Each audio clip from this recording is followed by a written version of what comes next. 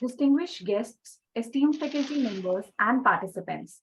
I, Anmol, clinical audiologist, Amity Medical School, stands before you today with immense pleasure and pride as we gather here today to mark the commencement of a knowledge-packed and intellectually stimulating event, the 5 days faculty development program on the topic Technology-enabled teaching and learning in food science and nutrition, organized by the Association of Indian Universities, Amity University, Haryana, Gurugram, and Academic and Administrative Development Center, and in association with the Department of Dietetics and Applied Nutrition, Amity Medical School, and Amity Academic Staff College. Let's begin this auspicious event by seeking the blessings of Goddess Saraswati, the embodiment of knowledge and wisdom. Let us all join in offering our prayers and reverence through the Saraswati Vandana.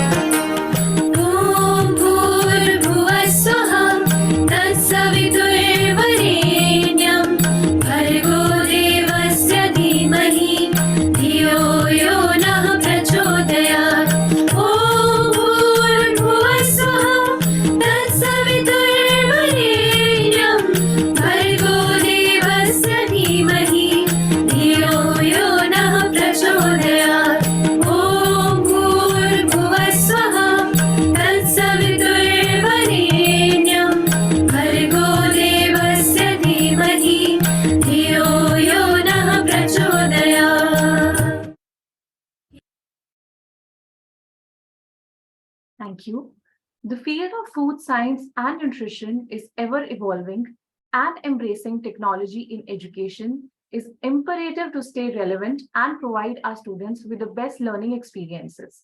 This program aims to equip our esteemed faculty members with innovative teaching methodologies, digital tools, and online resources to enhance their pedagogy and foster an interactive and engaging learning environment. As we delve into the world of technology-enabled teaching, I encourage all of you to be open-minded, receptive to change, and ready to adapt to the advancements that can revolutionize education in our domain. Now we commence this event with the opening address by Professor Dr. Sanjana Vij ma'am, the Program Director, Amity Academic Staff College, Head Center of Excellence for Innovation in Education, and Deputy Dean Students Welfare at Amity University, Haryana.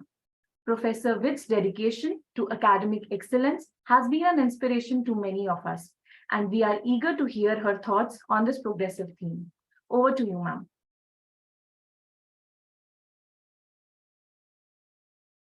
Ma'am, can you please unmute yourself? Can you hear me now? Yes, ma'am. Okay, good morning, everyone, and welcome to each one of you. Respected Dr. Pani, Dr. Akshita, Dr. Sandhya Pandey, who is our guest of honor today, dear faculty members and dear participants. On behalf of Association of Indian Universities and Amity University, Haryana, Academic and Administrative Development Center, in association with the Department of Dietetics and Applied Nutrition, Amity Medical School, and Amity Academic Staff College, welcome you all for this 5 days faculty development program on a very beautiful topic, that is technology-enabled teaching and learning in food science and nutrition.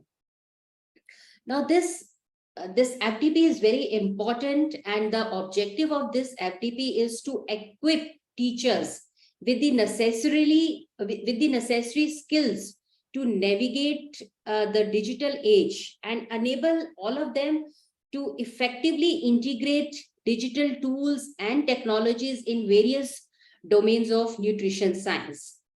So as we know that food science and nutrition always remains at the forefront of addressing, whenever we are addressing the contemporary challenges related to health, sustainability, food security in the technology-driven world. And this pandemic also showed us how important food science and nutrition in today's world, in today's technology-driven world, I should be saying. So by using technology in this field, we can meet the growing needs for healthier, for sustainable food systems, tackle public health problems, and overall ensuring the food security worldwide. So throughout this faculty development program, our collective goal is to explore innovative approaches and best practices in this growing technology to enhance teaching effectiveness and students' engagement in this domain of food science and nutrition. So during this 5 days faculty development program, we are going to delve into various sub-themes related to this food science and nutrition.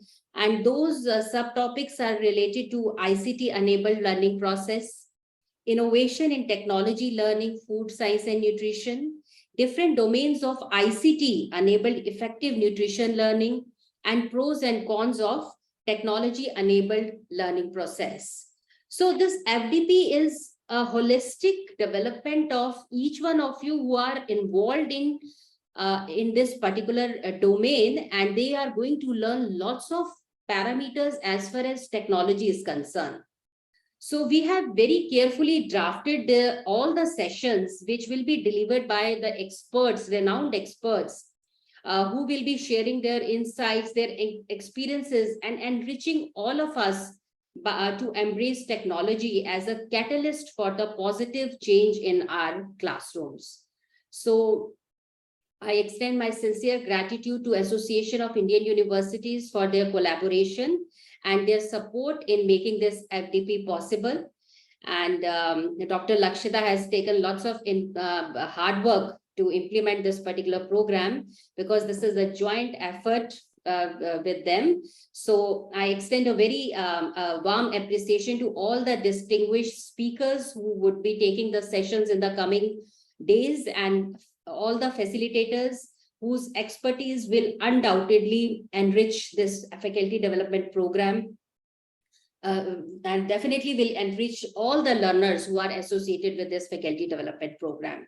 So thank you once again to all the participants for being part of this FDP. Let's make this FDP, let's make most of this next 5 days an enriching experience, and explore the possibilities that technology holds a great impact in the teaching learning process, especially when we talk about food science and nutrition. So all the best, and we are very confident that this particular FDP will definitely help each one of us so that we can at par with the global standards when it comes to the technology associated with food science and nutrition. Thank you, and over to you. Thank you so much, ma'am, for your enlightening words. Indeed, this faculty development program holds immense promise for all the participants to enhance their teaching capabilities in the dynamic field of food science and nutrition. Now, I have the honor of welcoming our esteemed head of institution, Amity Medical School, Dr. Lakshita Sharma, ma'am. Ma'am is an associate professor and director at Amity Medical School, Amity University, Haryana. She is highly accomplished professional with 17+ years of experience. She holds a gold medal in BSc Home Science and MSc Foods and Nutrition. She is a UGC NET qualified and possesses a PhD in Food and Nutrition. With an impressive publication record, she has authored 89 research papers in national and international journals, numerous articles in magazines and newsletters, and holds 9 patents, with 4 published in the Indian Journal of Patents. Ma'am has also published 12 books, 9 of which are she is a sole author. She has received international recognition for her contributions to education and accomplishments, including awards from IAPN and MGA. She has also been honored with the Best Speaker Award and Women Scientist Award at an international conference in UK. Ma'am has delivered international guest lectures and training sessions at esteemed institutions worldwide. Today, we have privilege of having Dr. Lakshita Sharma ma'am among with us as a distinguished scholar, a prolific author, exemplary speaker, and an influential member of an academic community. Her expertise in the domain is commendable, and we are certain that her welcome address will set the tone for the enriching session that awaits us. Over to you, ma'am.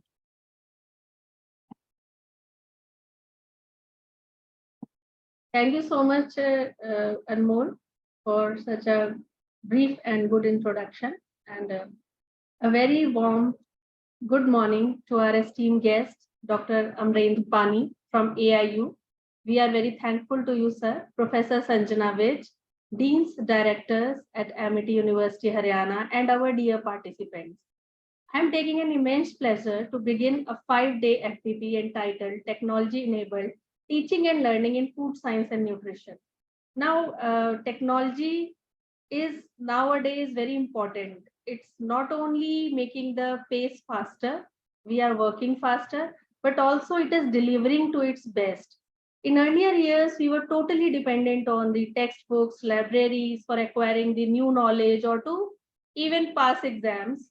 But as we progressed, the teaching pedagogy has changed, and we are now using many different e-resources for the teaching learning processes. And this is not limited to the educational institutions, but also to corporate, hospitals, and healthcare sector. So this FDP is based not only for the students or the faculty members, but also the corporate trainers who are training the new joinees, the dietitians, the nutritionists, the healthcare professionals, the allied health professionals. They are also using everything is digital nowadays. And we have seen a change in the recent years. The education landscape has transformed drastically. Digital technologies have entirely revolutionized the way of teachers, like they instruct and student learn in the classroom. The use of blackboards and habitual use of textbooks are no longer the approaches utilized, and ensuring the learner's engagement. So obviously we are now using the digital and post-COVID era. The COVID has taught us the online teaching, and now we are doing an online FDP also.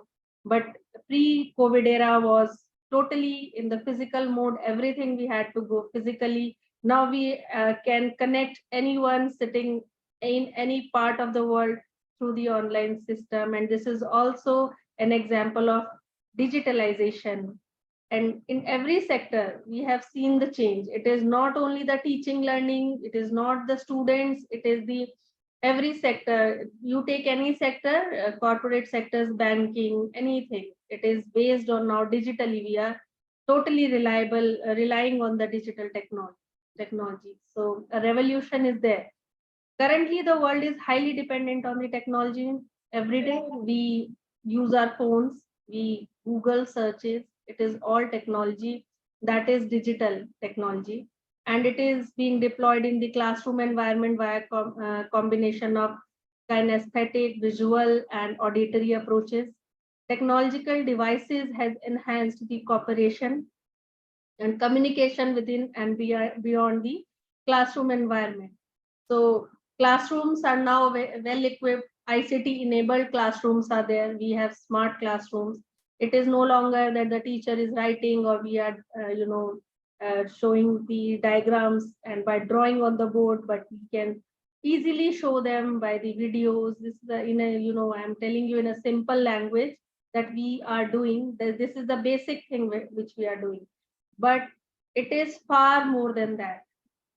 These advances have also a great impact in the field of food science and nutrition. food science, clinical nutrition, public health nutrition, artificial intelligence is, it is going hand in hand, and it has touched every aspect of the nutrition. Use of novel thermal processing techniques, production of edible packaging, robotic chefs, AI generated nutrition education modules, many softwares are few examples of the technological advancements in this field. As an academician and researcher, it is our duty to be aligned with these technological advancements in our field so that learning environment will be more effective and research oriented. And research is also a very integral part of the academics, and also technology comes with the research. The food related softwares are another examples of the digitalized teaching. The corporates, hospitals, healthcare sector is greatly relying on the e-resources for the successful completion of the task. Now, if I say ki how, then one example was during when I was pursuing my internship. This is one example I want to quote. 18 years back, I did my internship from a reputed hospital. But what was the process was we were preparing the meal tickets of the patients by hand. And it took whole 3 hours for us to prepare those tickets, means meal tickets, which food will be going to what bed and what patient would be eating. So to simplify the process, the hospital fixed the menu, because in 3 hours, if we are giving the ticket to the chef or the who is preparing the meal, we cannot deliver the lunch.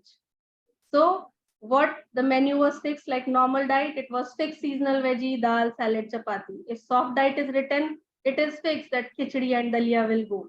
If liquid diet is there, then it was fixed that clear vegetable soup or milk will be given to the patient, or high protein diet, only the paneer, veg and chapati will go. So this was fixed, means chef knew that how many tickets of high protein diet this will be made. Now this was the manual system that was followed 18 years back or 20 years back. But nowadays, the patient is being offered these choices, meal choices. What do you want to have? So this is the best part in the hospitals that is going on, that the hospital food doesn't mean khichdi and dalia, or the patient is making faces to the food that we have to eat this. So this is the outcome of the digitalization in the hospitals. Now we have softwares, we have digital, everything is to the computers, and it is, it is quick method, and within minutes or 5 minutes, we know what is to be served to which patient. So this is one of the example that it is time saving. So the outcome of digitalization is simplification as well. Then another example that nutrition fraternity will agree with me. When we used to make diet plans, you very well know that it takes around hours and hours to make a diet plan, because the traditional method or food exchange list method, we have two methods. So when we prepare a diet manually, so it takes 2-3 days to come, the outcome of this is like 2-3 days, one diet chart. So if I follow a traditional method, then we will deliver a diet chart after 2-3 days. Proper diet chart, calculating all the nutrients, that will take. But through software, you just have to put the values, and there are many nutrition softwares out there which can calculate, or who can calculate within minutes. Now a layman is using such softwares to calculate the diets. They just put up what they have eaten in a day, what they have taken. No doubt they don't have the knowledge of the micronutrients or macronutrients, but in today's world, everybody knows what calories is, what fat is, what good fat, what bad fat, or trans fats, or processed foods. Everybody knows. Now, being in this field, being a nutritionist, many people come to us and they have the knowledge prior to what we tell them. They have how to eat this contains this. So this is digitalization, but there is a cons also. Everything has pros and cons. There is good part, that simplification is there, time saving is there, but then comes the half-baked knowledge. So half-baked knowledge or little knowledge is a dangerous thing that is being said, and it is very much implied or applicable to the field of food and nutrition. That people are reading Google, people are, digitally, we are very much, today's world, everyone is digitally equipped. Everybody has the access to the internet. So anything is written on the internet is also not right. Everything that is fed in the software is not right. So I will, only I suggest this thing that digitalization cannot replace the human. Human value is there and it will be always there. The artificial intelligence is also limited to one part. It can make your work simplified, but it cannot replace human brain. So this is one of the message I want to convey, that we should be digitalized, we should be well equipped, we should be knowing all the how to use the softwares, how to use the AI, but we should be having the knowledge through our textbooks also. So in this session, in this FDP, the learning processes would be there, the teaching would be there from our renowned speakers. They will be giving the or the imparting the knowledge about these softwares, how they calculate, how everyone is equipped, how it is saving time and helping hundreds of people. Because sometimes there is a life-threatening situation and we have to prepare a diet within minutes. So this is the way out, how we can help many people who are being helped and who the life can be saved. Obviously, the food or the patients who are on the enteral feeding or the tube feeding or the parenteral nutrition is going. So this is the method that in minutes we know how to prepare the formula, what formula is provided to which patient, and we can help to save the lives of many patients. So this FDP is conducted with the objective to provide the understanding of various ICTs that are used in the classroom, as well as we have taken into the consideration that this FDP delivers for the corporate trainers also, for the hospitals also, and for the healthcare sector also. It is not totally concentrated on the classroom teaching. And this is like classroom teaching, the faculties should know what is going on in the industry, and industry should know what is going on in the classrooms nowadays, because the students who are being passed out from our institution or any institution, they should be well equipped with the knowledge. They shouldn't be going to the industry and they shouldn't be blank that what is going on in the industry. So this FDP is equipping the teachers, the trainers, the healthcare sector, everybody. So I hope this event will be helpful to fill the gap of knowledge, and every participant will get the benefits of the FDP. And also, this is integration of teaching practices for fostering conceptual learning in the fields of food science and nutrition. So our field is growing nowadays and it is increasing day by day, and the patient load is increasing. It is on the demand of dietitians is increasing, the demand of the nutrition field is increasing, and our students are coming up with the softwares. Even some of the students have worked on the mobile apps at Amity University Haryana, and they have made a successful apps, and it is happening all over in the allied health sector. It is not only the food science and nutrition, but let me tell you, our work is more and more simplified after the software development. And even some of the hospitals have their softwares where they prepare, calculate the diet part. And it is the most fascinating part for me, because we were not able to do that. We had to do everything manually. It was time taking, tiring, and always calculating through the calculator. It was a time taking process. Now the things are simplified. So my message is to the faculties is that please learn the digitally enabled teaching, so that we are readily equipped for the future teaching. We are ready to prepare our students to face the corporates, to face the placements, and for the betterment of the organization, for the growth of the organization. The digitalization is a must, but it should go hand in hand with the human brain. So thank you so much, and thank you, Professor Sanjana, for giving us the opportunity for organizing this FDP and being a support always. And thank you, Dr. Amrendra Pani, that we have collaborated with the AIU for organizing this FDP, and I'm sure the participants will, greatly benefited, and a takeaway would be there after the conduction of the FDP. So thank you all of you for the patience, and let us begin the FDP and make it a success. Thank you so much. Thank you, Dr. Lakshita, for giving us holistic overview that how technology is an important part of food and nutrition nowadays. So I also got to know so much information by your address. So in conclusion, I will just say that by embracing technology-enabled teaching and learning in food science and nutrition, teachers can enrich their teaching methodologies, nurture students' curiosity, and prepare the next generation of professionals in the food industry with the knowledge and skills needed to make informed and impactful contribution to society's health and well-being. So it is so important, today's topic, that we all will be surely going to benefit by this particular topic. So thank you, Dr. Lakshita, for being with us today and for taking initiative to organize this FDP.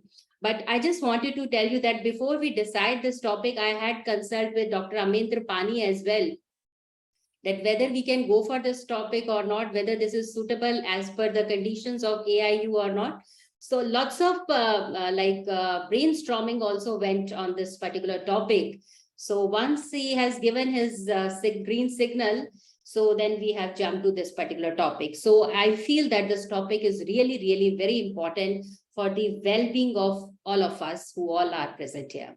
Thank you, Dr. Lakshita, for your important address. Thank you so much. Yes, Dr. Anmol, over to you, please. Thank you, Dr. Lakshita ma'am, for your inspiring words and warm welcome. We are certain that under your guidance and mentorship, this FDP will be a resounding success. Also, thank you to Dr. Sanjana ma'am as well. Now, it is an honor to have with us today an eminent personality in the field of higher education policy research, Dr. Amrendra Pani sir, the Joint Director and Director in charge of Research Division at AIU. With over 25 years of invaluable experience as a research methodologist, Dr. Pani has made significant contribution to the academic and administrative domain in various prestigious institutions. Having served in esteemed organizations such as the National Council of Educational Research and Training (NCERT) and the Association of Indian Universities (AIU), Dr. Pani's expertise and leadership have been instrumental in shaping the educational landscape of our nation. His role as head of the meeting division at AIU, where he convenes meetings of vice chancellors at both the zonal and national levels, highlights his commitment to fostering collaboration and dialogue in the academic community. Dr. Pani's dedication to academic excellence is further demonstrated through his numerous research publications and editorship of the renowned Journal of Higher Education published by AIU. His role in designing the National Guideline for Anveshan, that is the National Research Conventions, showcase his vision and innovation in promoting research endeavors. We are privileged to have Dr. Pani as our guest today, and we are eagerly awaiting for his address. Over to you, sir. Thank you, Badman.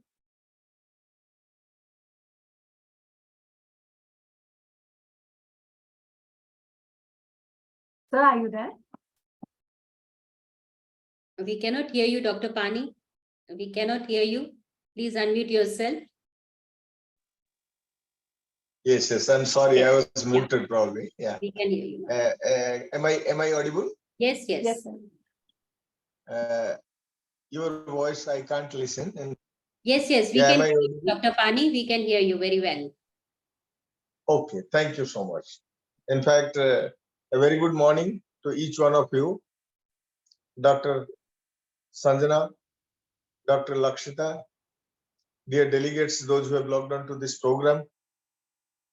On behalf of Association of Indian Universities and our partnering organization, MIT University Gurgaon, especially the coordinator, Dr. Sanjana Beach, and the entire team, I extend each one of you a very warm welcome to this unique and distinguished program on technology-enabled food and nutrition science education.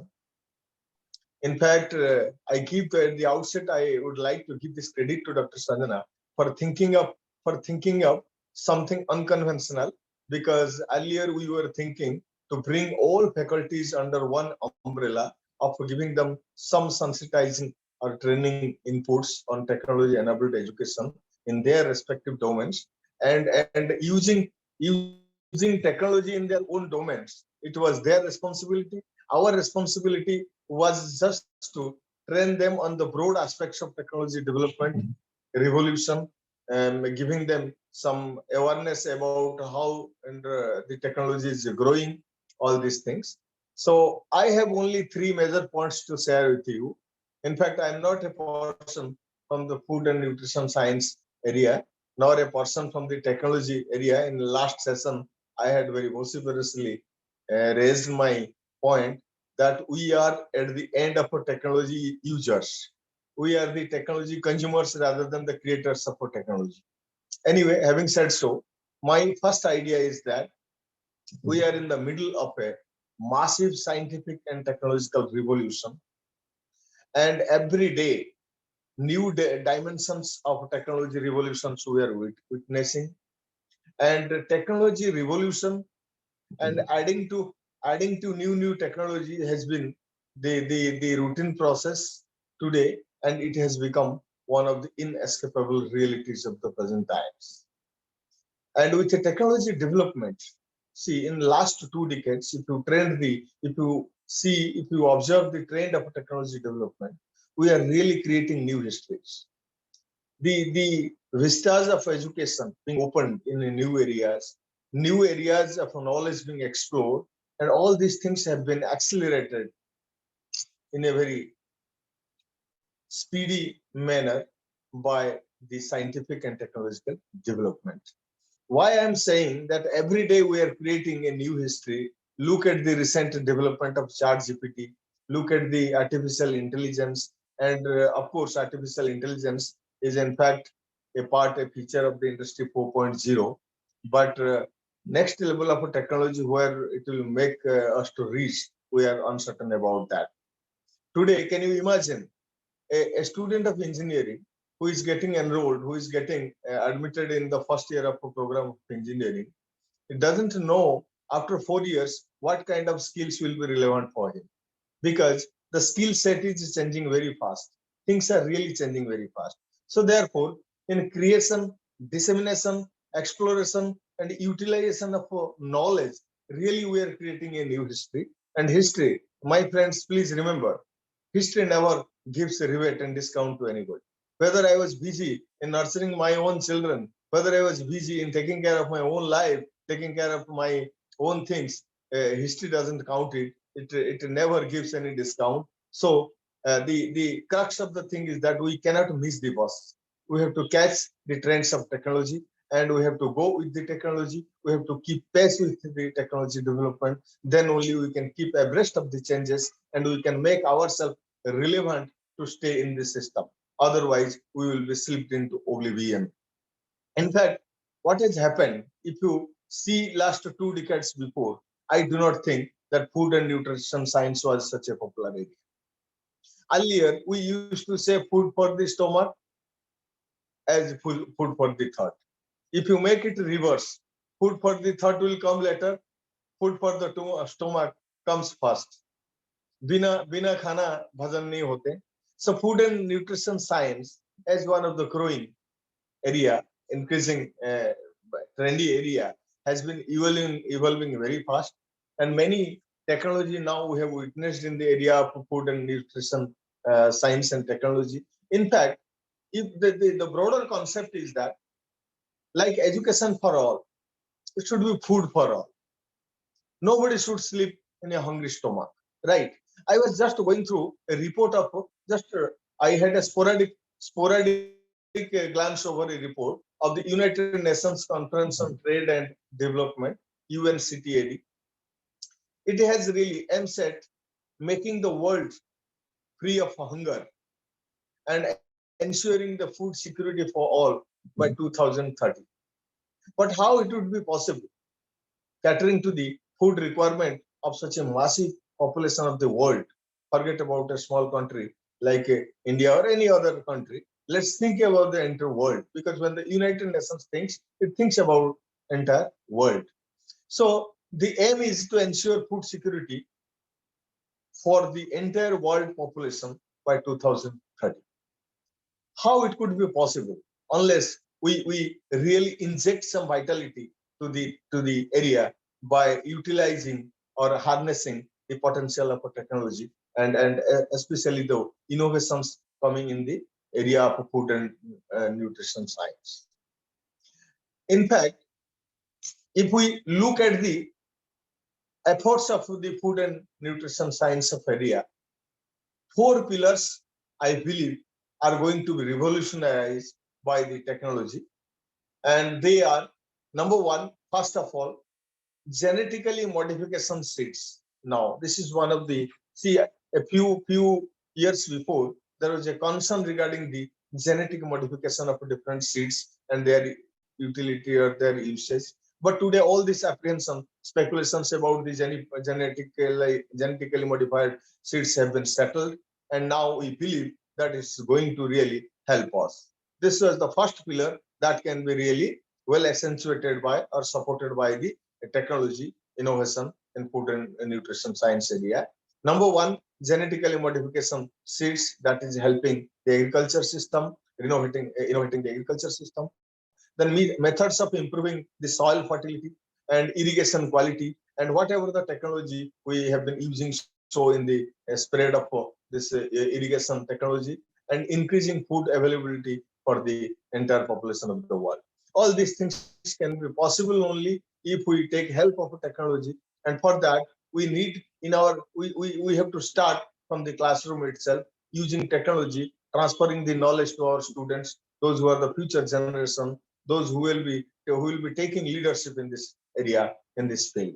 So definitely, ladies and gentlemen, this is one of the very, very important area. And I appreciate the efforts of Dr. Sanjana and the team for thinking it to bring the technology enability or technology utilizing technology in various disciplinary domain areas, focusing upon the innovations created in that particular area to enhance the teaching learning effectiveness and bring it to research and even to assessment process. I'm sure, given the carefully chosen the topic, given the carefully selected the resource persons, and given the collaboration of the MIT School of Health Sciences, and especially Dr. Lakshita and Dr. Sanjana, they both have collaborated with each other, not only with the resources, but also in ideas, planning. So I can envision, I can foresee a very, very highly impactful program with many insightful sessions by eminent speakers. And I'm sure you will be carrying some good knowledge, good sensitization inputs, and good memories to back to your classroom with these sessions. I really wish the program to be a stupendous success. And with this, I would like to thank you all for joining this and giving me a patient hearing. Thank you so much.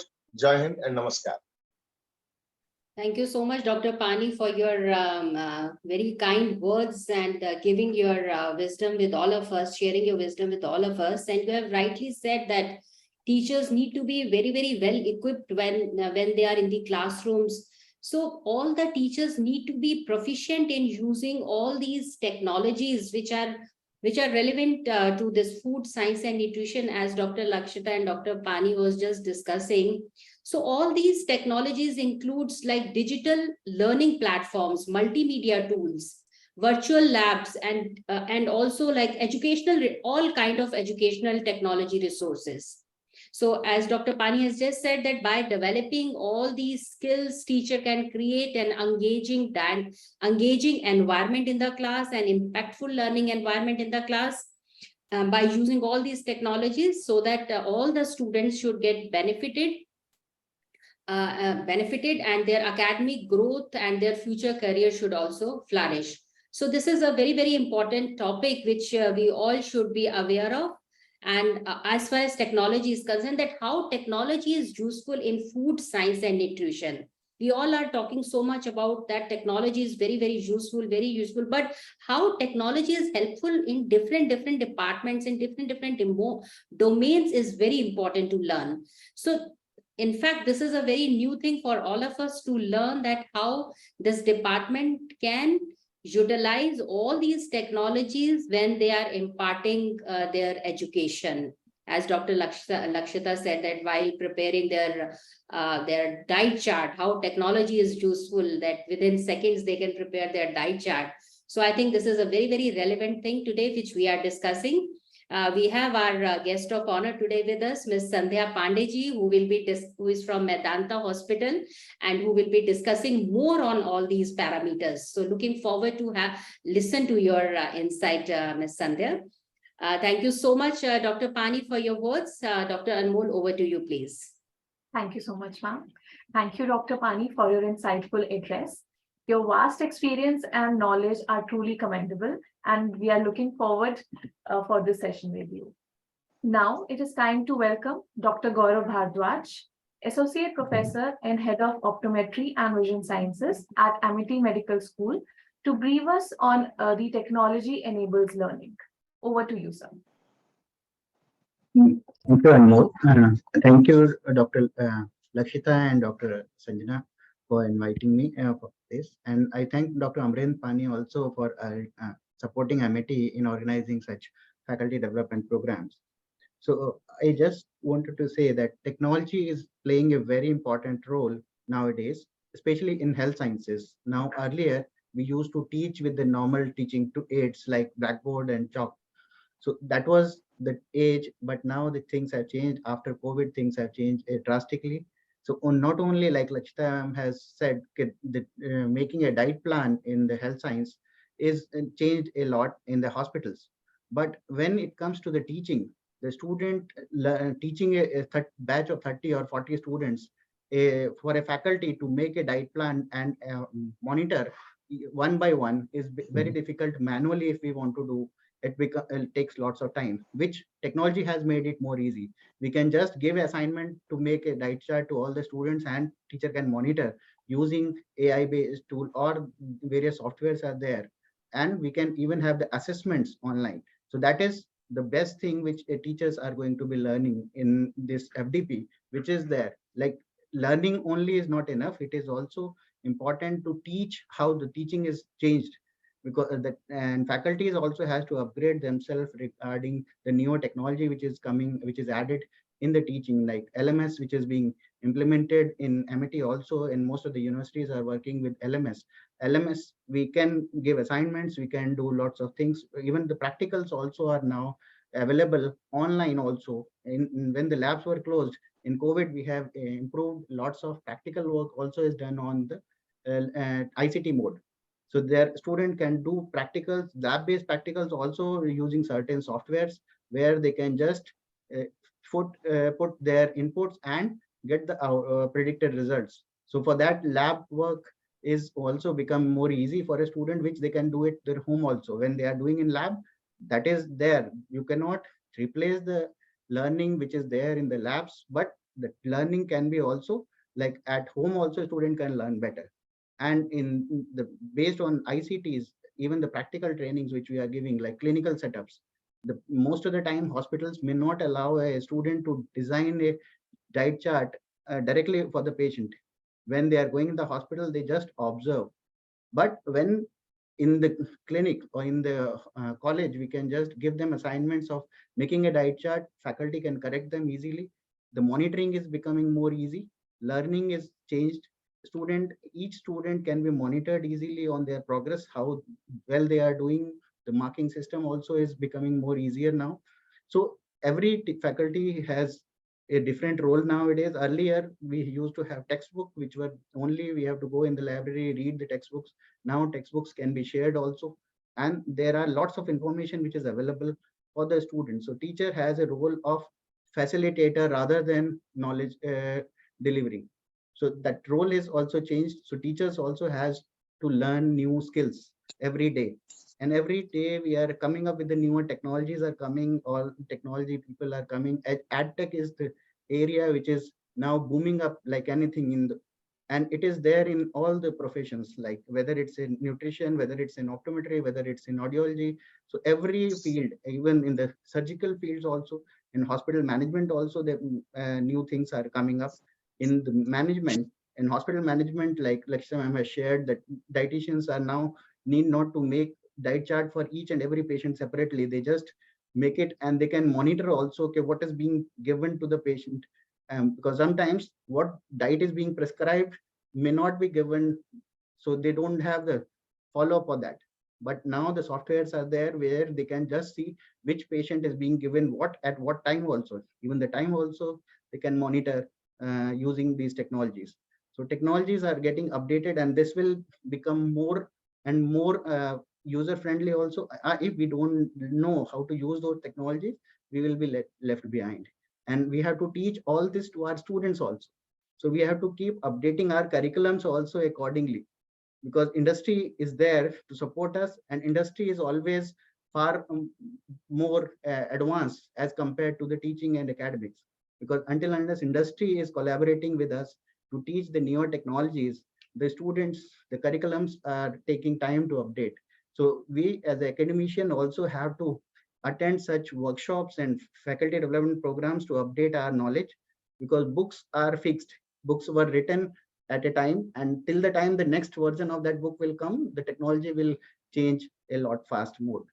So thanks a lot again. And I request all the faculty members who are attending this FDP to attend each and every session. Every session is planned very nicely, and it's going to be very informative. So best of luck to all for attending the sessions. Thank you very much, Dr. Sanjana and Dr. Lakshita, for organizing this wonderful workshop. Thanks a lot. Thank you, Dr. Gaurav, for your words. And you have very well said that the universities and educational fraternity, they keep changing their curriculum. And this is a very, very important thing nowadays, because curriculum should be at par with these skills, because skills are changing so fast, technology is changing so fast. So we need to develop the curriculum in such a manner that we should not left behind, or our students should not left behind. Although this is a great challenge in front of the teachers, we as the teachers need to be updated every time. Because पहले क्या होता था, जो 3-4 सालों से curriculum चलता आ रहा है, and we are used to teach in the same manner. But this is a big challenge for teachers also to upgrade their knowledge, to upgrade their skills. And I think this is a very right kind of platform where teachers can learn from each other, where teachers can learn from highly expert speakers who are with us today. So this is a kind of professional development. So reskilling and upskilling for the teachers, that is also equally important. So we need to keep update ourselves by attending such professional development courses. Thank you, and over to you, Anmol. Dr. Lakshita, any words from you we can listen?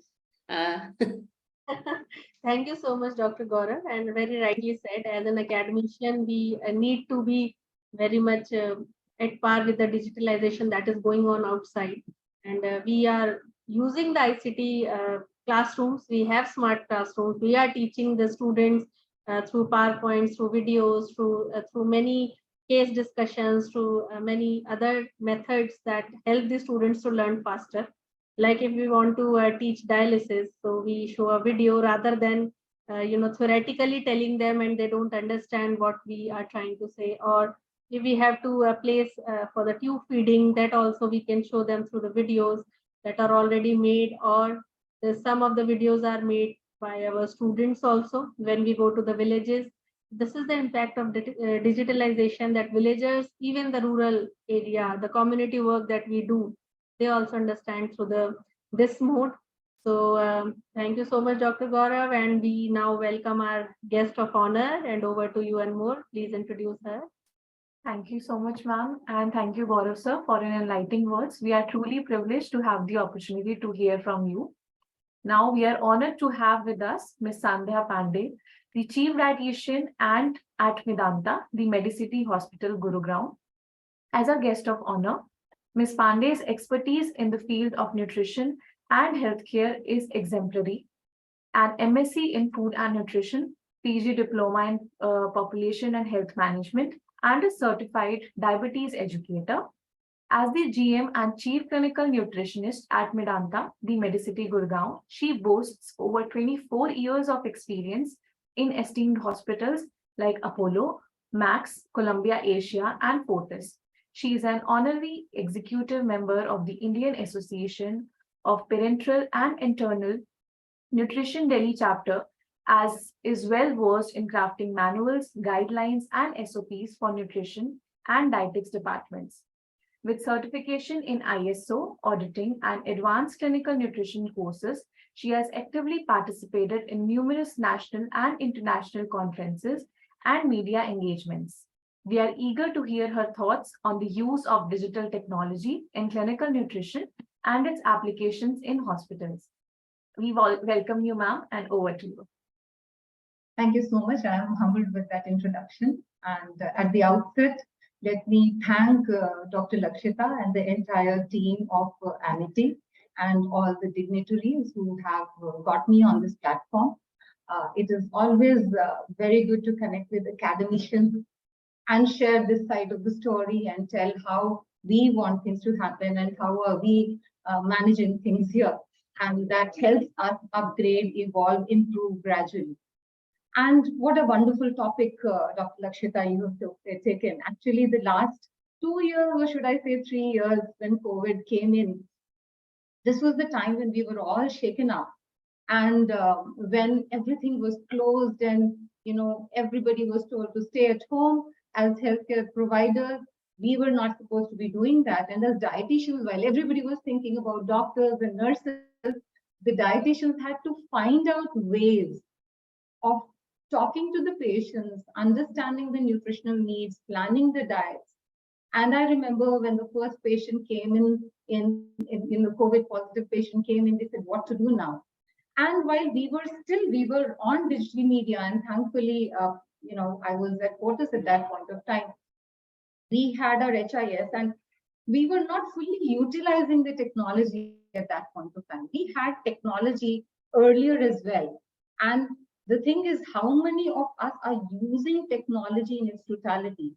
This simple conference that we are doing online is also a very good example of technology. I didn't have to drive, an hour and come to the place, and we all can remotely connect with each other.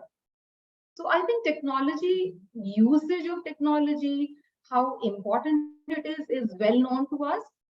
But I can say as a professional, a lot of us are scared of technology. Even now, when I'm talking to you, I have my IT person sitting right here because I'm afraid that if, this does not work, if we are disconnected suddenly, if the network doesn't come, how would I manage and would I be able to connect? So there are pros and cons to that. And I think we have a long journey to cover. We have at least started. Digital technology has a huge role to play in healthcare. I believe that it was used in other industries, probably, and maybe other industries have been using it. But now healthcare is also now evolving itself.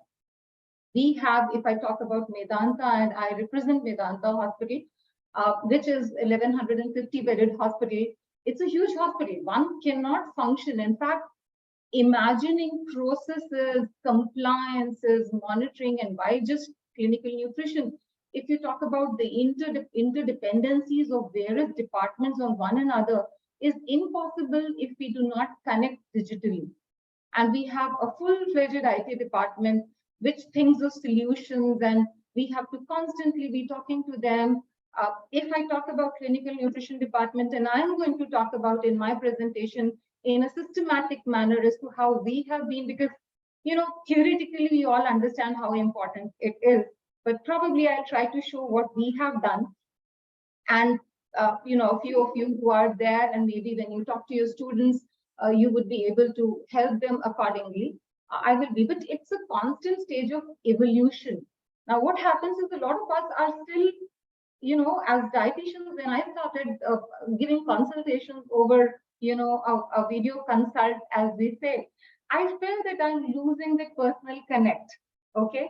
And, so I feel that would I still be able to connect with the patient? Would the patient still perceive me as an individual? Because if you talk about doctors and professionals like us, a lot depends upon our empathy, our ability to connect with the patient, our ability to communicate with them, our body language, whether we are, and a lot of times when we are talking to them, we are still looking at our screens, putting in the assessment, putting in the numbers and stuff like that. So these are the challenges that we are still, coming out of. Some are our own individual barriers.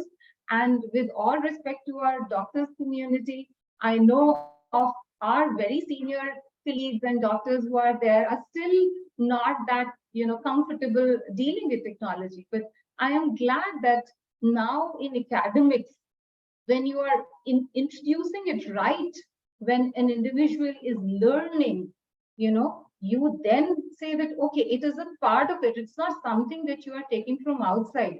It is something that you do. So automatically it is understood that now you don't have to write prescriptions on a sheet of paper, because if you write it on the system, if the patient comes 3 years later also, I get to see that prescription. I can see what all has happened. So a patient goes to a doctor and gets multiple references. I don't have to, a patient forgets getting that sheet of paper that the doctor gave. Doesn't matter. I have right there on the system, and I can, look at the system and see what all the patient was going through. So it's a beautiful thing that we have. Digital technology has a huge role. It was there, and because once we start using it, we are the ones, as they say, necessity is the mother of invention. We say, okay, this is not working out. Can we do it like that? And then we have to then help the technology team, the IT team, who will help us make things better for us.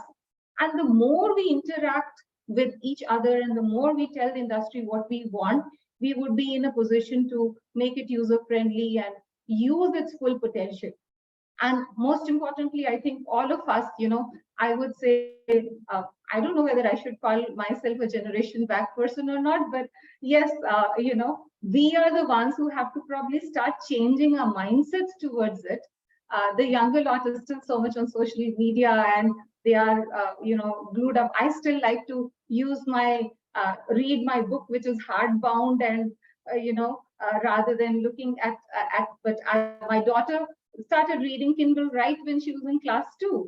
And, so now, and she studied her entire thing in class 10th and 12th, purely using the digital technology. So yes, we have come a long distance, and digital technology has a role to play, and we are utilizing in healthcare facilities. We are using it, and there's a long journey. We as professionals have to guide the technology team to make it even more user friendly, because the AI is so intelligent. I mean, artificial intelligence. So how can we evolve it and help it get better? Because then expertise is something. So we need to utilize our expertise into doing the real things, rather than getting involved into administrative activities and things that probably does not require intelligence. So that way we will be able to utilize resources far better. So I think with that, I would want to start taking up we'll take the presentation here, which probably will further highlight all the things that I am about to say. So I have my phone right here, which has EMR on this, okay? And on every patient that I want to look at, the biochemical parameters, the details of the patients, the trend of that, whether I have appointments or not, whether my patient has come in already or not, whether the patient is waiting for how long, is all on my phone. And this is not just my phone, it applies to all the dietitians who are there. And when I walk inside the room of the patient, let's say I forgot checking the biochemical parameters of the patient, all I have to do is put in that UHID, and since I have the entire ward right here, I would simply click that patient's detail and automatically I'll get to see. And while talking to the patient, I would be able to do those things. So that's the beauty of technology.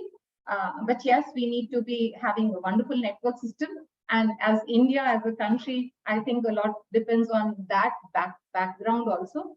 So wonderful. I must congratulate all of you for taking up this topic. I must congratulate Dr. Lakshita to get in all the experts. And I am certainly feeling privileged and honored to be here to talk to you and tell you how we are using and why is the need for technology in clinical nutrition per se is there. So should I share my screen now, Dr. Lakshita? Right. Of Yes, course, you can share. Dr. Sandhya, you have very well said, because nowadays I can see that counselings are also happening online nowadays, because in earlier times, we were so hesitant to send anyone who wants any kind of counseling. So we just want that offline thing should be there. If we can meet the doctor in person, then it will be more fruitful. But nowadays, I'm looking at that people are more comfortable in online things because they don't want to go for long distances, and they don't want all these hesitations. So they just take an appointment through online, and the counselor can just talk to them one-to-one. And we have a lot of domestic international patients. We have patients coming from tier 2, tier 3 cities. Yes, So yes. follow-up used to be an issue. Now with us, and first, when it comes to clinical nutrition, the follow-up has to be pretty much lifelong. A transplant patient, let's say, has to come after 3 months, and maybe they can go to the doctor if they physically have to go. But with us, thankfully, even if we connect remotely, we would be able to guide them. So it really helps a lot when it comes to. And plus the advantage is that if the patient wants to choose the doctor as per their own interest or as per their own choice, they can do this particular thing all over the world. So they can, yes. So this is a very, very beautiful aspects of I think digital era. As in our academics also, if we collaborate with international faculty members, we can listen to them, we can hear them. So this is a very, very big advantage of technology. Thank you so much, Dr. Sandhya, and over to I you. will share my screen now. So I think the stage is already set, and I don't really have to give an introduction. Digital technology has the potential to transform nutrition, and it is applied through electronic medical records, telemedicine, remote patient monitoring. And it is still young, as we said, the technology is still young. We are still to use it at its full potential, and there's much promise for growth and disruption in the future. What is digital health? Now, digital health is a broad medical multidisciplinary concept that includes the use of information and communication technology in support of health and related fields. It is a multidisciplinary domain involving multiple stakeholders, clinicians, dietitians, researchers, scientists, and in fact, not just that, engineering, social sciences, public health, so many of them, and of course, data management. Use of digital health technology has the potential to improve access to healthcare, reduce inefficiencies in healthcare system, and enhance medical outcomes and efficiency. Digital health tool can provide a more holistic view of patient health through access to data and give patients more control over their health. Of course, because all the patients have their own EMR, they can download the EMR and they check their own biochemical parameters and everything. So the patient is very much involved in the whole process of how the whole thing is being dealt with. Now, role of digital technology in healthcare will impact both quality, safety, and efficiency. There are several ways in which we can do that. Now, if you look at quality, it improves patient outcomes through better access to data and information. So when we are doing the work, we normally do not even understand. It's the numbers that speak to us. So a lot of quality improvement programs can be, worked around. So for example, in our hospital, we have various QRPs as to how many patients are being screened, how many patients are being assessed, whether it is correctly added or not, and that we find opportunities of improving. It helps enhance our decision making through the use of data analytics and decision support tools, personalized care plans based on patient data and preferences. Now, safety is a very important parameter in healthcare. So reducing medication errors through electronic prescription and medication reconciliations See, understand that whenever we are writing notes and things in the file, legibility of very simple things, legibility of handwriting, what time a medication was ordered, what generic medication, all of that is also an important parameter. So that can also is actually being taken care of in our hospital also. So it improves patient safety through elevated legibility, which may reduce the risk of medication errors, reduced adverse drug reactions through better tracking of patient data and medication. So everything is accountability. You cannot go back in time. So what time, who has recorded and written what notes, what has been written by who, and everything has a digital signature. So the safety of the patient is taken extremely important, and that is taken care of by digital tools. Efficiency, of course, we all are talking increased efficiency and productivity through the use of electronic health records is a great boon, other than, so improved communication channels through health providers and patients, better accessibility of information to healthcare providers and patients. So once I write the note, everybody else can see, and they don't have to, look for files and look here and there. We have systems right there. We have computer on wheel in our hospitals, and I'm of course going to show you how we are using it. So what are the challenges of using technology without technology? So limited access to patient information. If you think of a hospital and a hospital without technology, you'll see every patient has a patient file. Now understand, when you go on patient rounds, there are so many people who are going and wanting to have that information. Now there's one physical file. Everybody is trying to trace that file. So nurse is wanting to give the medication through that file. The doctor also wants to write the notes. The dietitian also wants to know what is written. So there is limited access. So that one file becomes a limitation for us. Manual assessments and diet planning. Now assessments that are done, every patient, and I'm going to talk more because as dietitians in IPD, assessment is one of the cornerstones. Manual calculations. So what is the requirement of the patient? How much should we be giving? Actually calculating everything. Inefficient communication between departments, timing. So what time did I prescribe a diet? What time did the doctor give the diet prescription? What time did we actually give the order to the F&B? And what time the foods and beverage department gave the food? All of that is, there are a lot of departments working together for a simple task like giving food to the patient. May look very simple, but actually when you look at how the things happen, it's quite complex, and technology can certainly help, and that is how we have been able to improve efficiencies in our hospital. Limited access to resources, difficulty in monitoring and evaluation, lack of data analysis. There's no way of improvement, understanding areas, because once you know which one are the areas where we are falling short, we will not be able to think of quality improvement. So looking at the data, understanding that, and so lack of data analysis, reduced efficiency, all these are being challenges which we need to, we try to work on. So the digital technology will help improve efficiencies, accessibilities, simple tasks like nutritional assessments, reassessments, record keeping, day-to-day activities are enhanced. Improve patient monitoring. Just as now I showed, we have EMRs, electronic medical record, on our telephone. We have computer on wheels right outside the patient's room. So what happens is, whatever we are talking to the patient, we can immediately document, we can actually check the calculations. So real-time collection of biochemical parameters, reports, granular nutritional data, records, all of that can be quickly assessed, and it would help reduce errors and improve treatment plans. Personalized nutrition plans, all of us have been talking about that. We can actually personalize, make changes into the patient's diet charts, enhance data analysis, and improve communication and collaboration. So what time did the doctor prescribe the diet? What time did the dietitian further looked at that and made modifications? What time did the nurse inform the dietitian? There's so many channels in a process.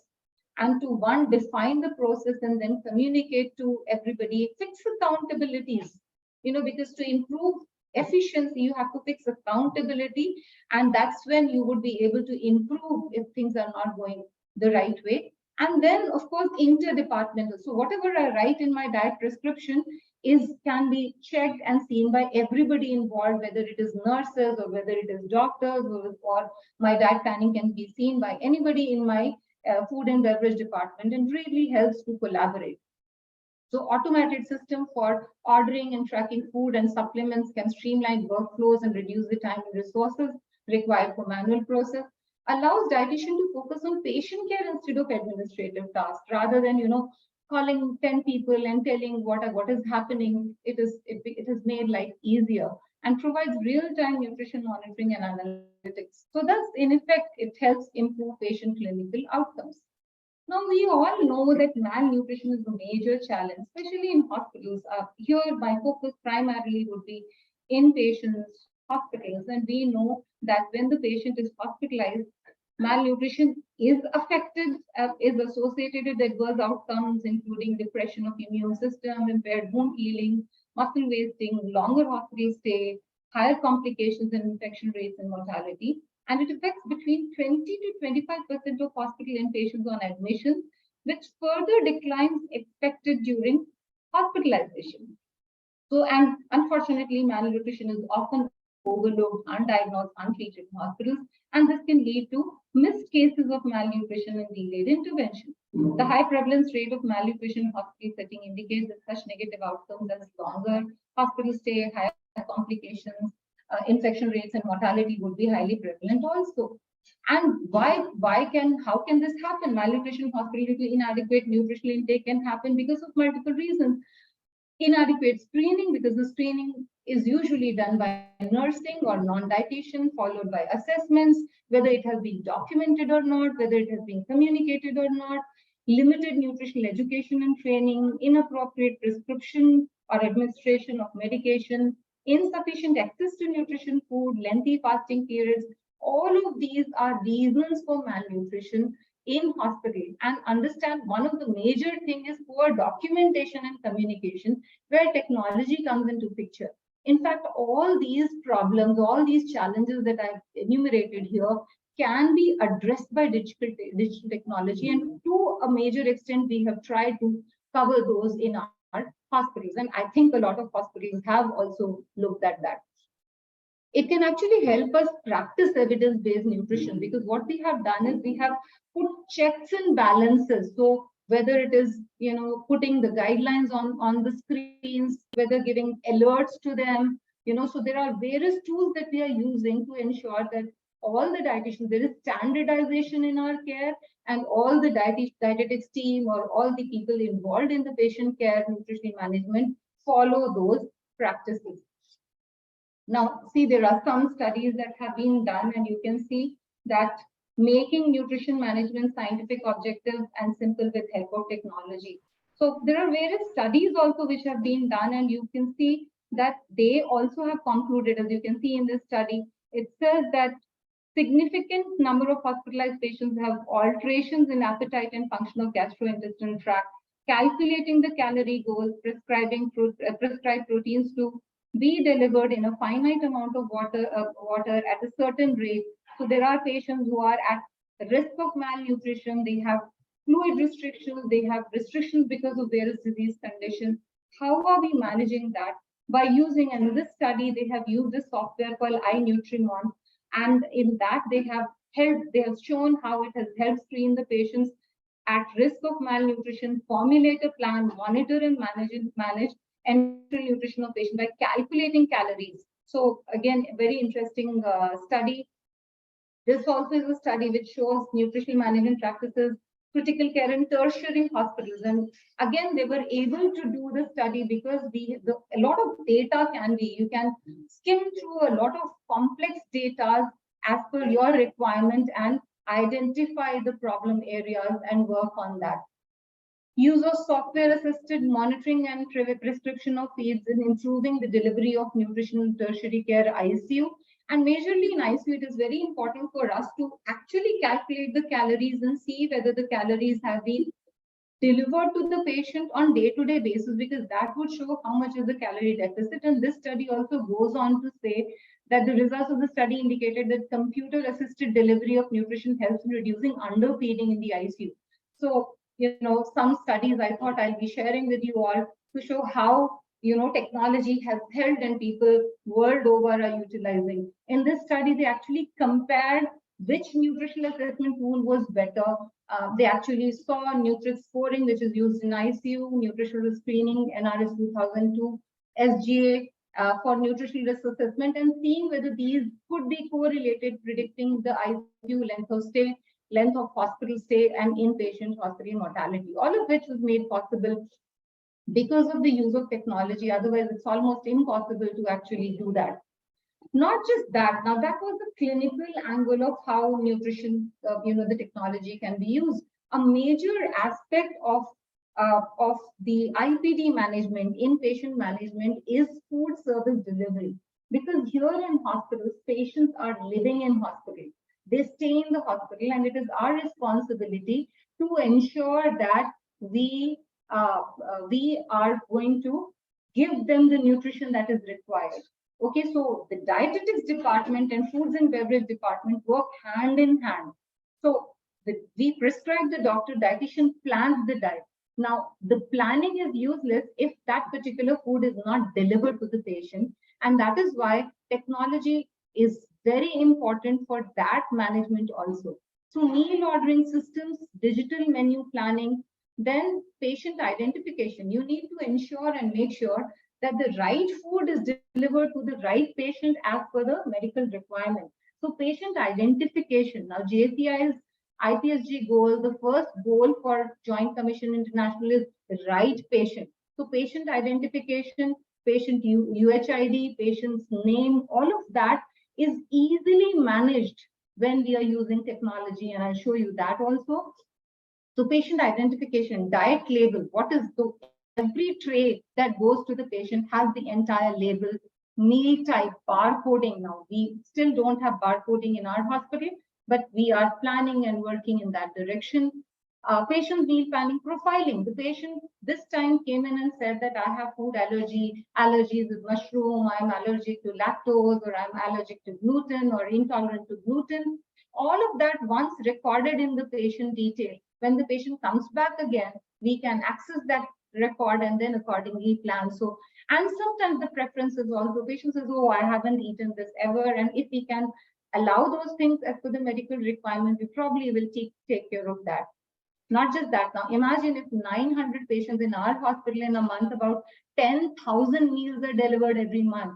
How would the F&B and food and beverage department deliver that? So once we have done the planning, automatically there's so many reports which are made, production summary, allergy report, tracking patient orders, tracking admissions. So, unlike a hotel where, an individual stays there, the patient is moving. So the patient goes to ICU, the patient may step down to ICU, patient may step up to the ward, the patient goes to O2. It's a whole dynamic process of how the diet.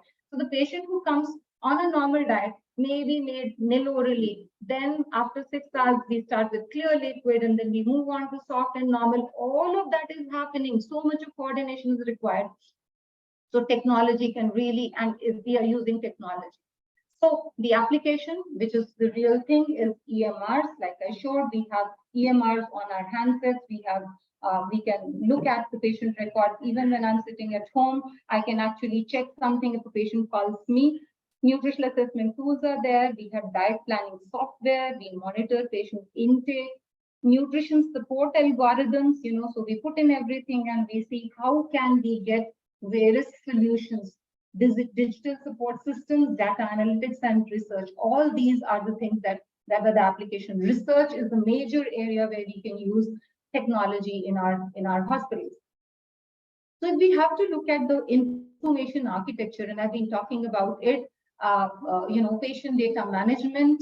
So all the information that comes to us is we have to comply to NABH, we have to comply to JCI, we have to do the nutrition screening, identify the patients who are at risk so that we can plan interventions accordingly. Then planning the feed. So after we do the assessment, we have to do the diet planning of the patient, which can be enteral, which can be parenteral. And for that, we have protocols, we have to make decisions accordingly. We have to customize recipes, actually calculate how many calories and proteins our hospital guys is having, all of that, monitor the intake, and then all of this has to go through. So there are layers of admin hierarchy as well.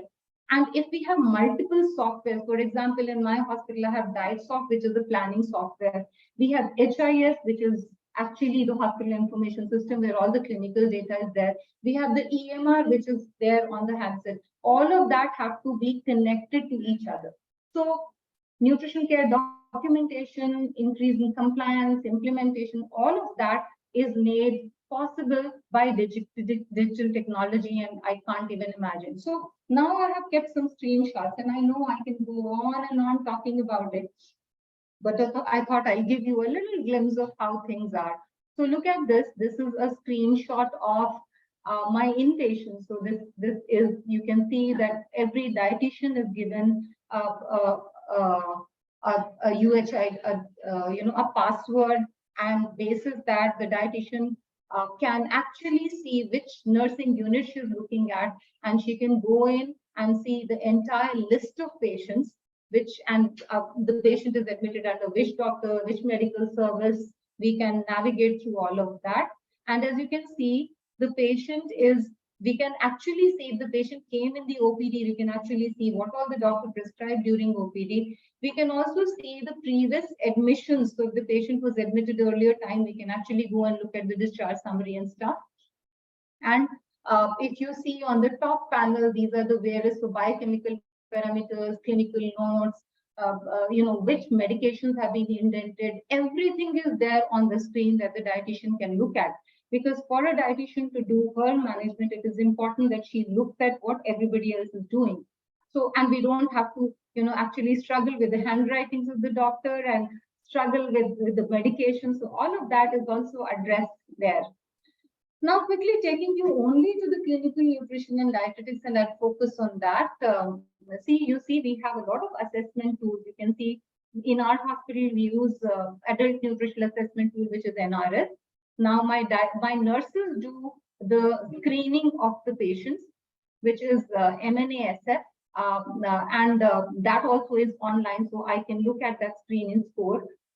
We use for our pediatric nutritional assessment, we use STAMP. We have weekly nutritional assessment. We have a discharge diet advice, all of that. So you see, these are the templates that we have, and all that can be done. So quickly, I'll take you through NRS that we have. NRS is two components. One is the screening and the other is assessment. And we are talking about the assessment which the dietitian has to do. And you can see current complaints, provisional diagnosis. The height weight is automatically picked up. The BMI is automatically calculated from the system because our system talks to that. Then these are the NRS parameters. What is the BMI category? Unintentional weight loss. If yes, how much? And then the score is, so we have to, select the score there, severity of illness, age, and then all the scores are automatically calculated. So the age adjusted final score comes right here after the section 3. And basis that, if we come to know whether the patient is at nutritional risk, yes or no. If the patient is at nutritional risk, which is at risk, low, medium to high risk, then the nutrition-based physical examination has to be done, whether the patient has lost fat or not, body fat, muscle mass, edema, ascites, biochemical parameter. All of that is entered here. Some is manually entered, some will be fetched right from the system if it has been put by someone. What are the food allergies? So if we put this, then it would be recorded for all the times when the patient comes back. And then what is the patient's nutritional intake? Now you see, based on Harris-Benedict equation, we can do calculations for recommendations. We actually do that because all the data is already fit in.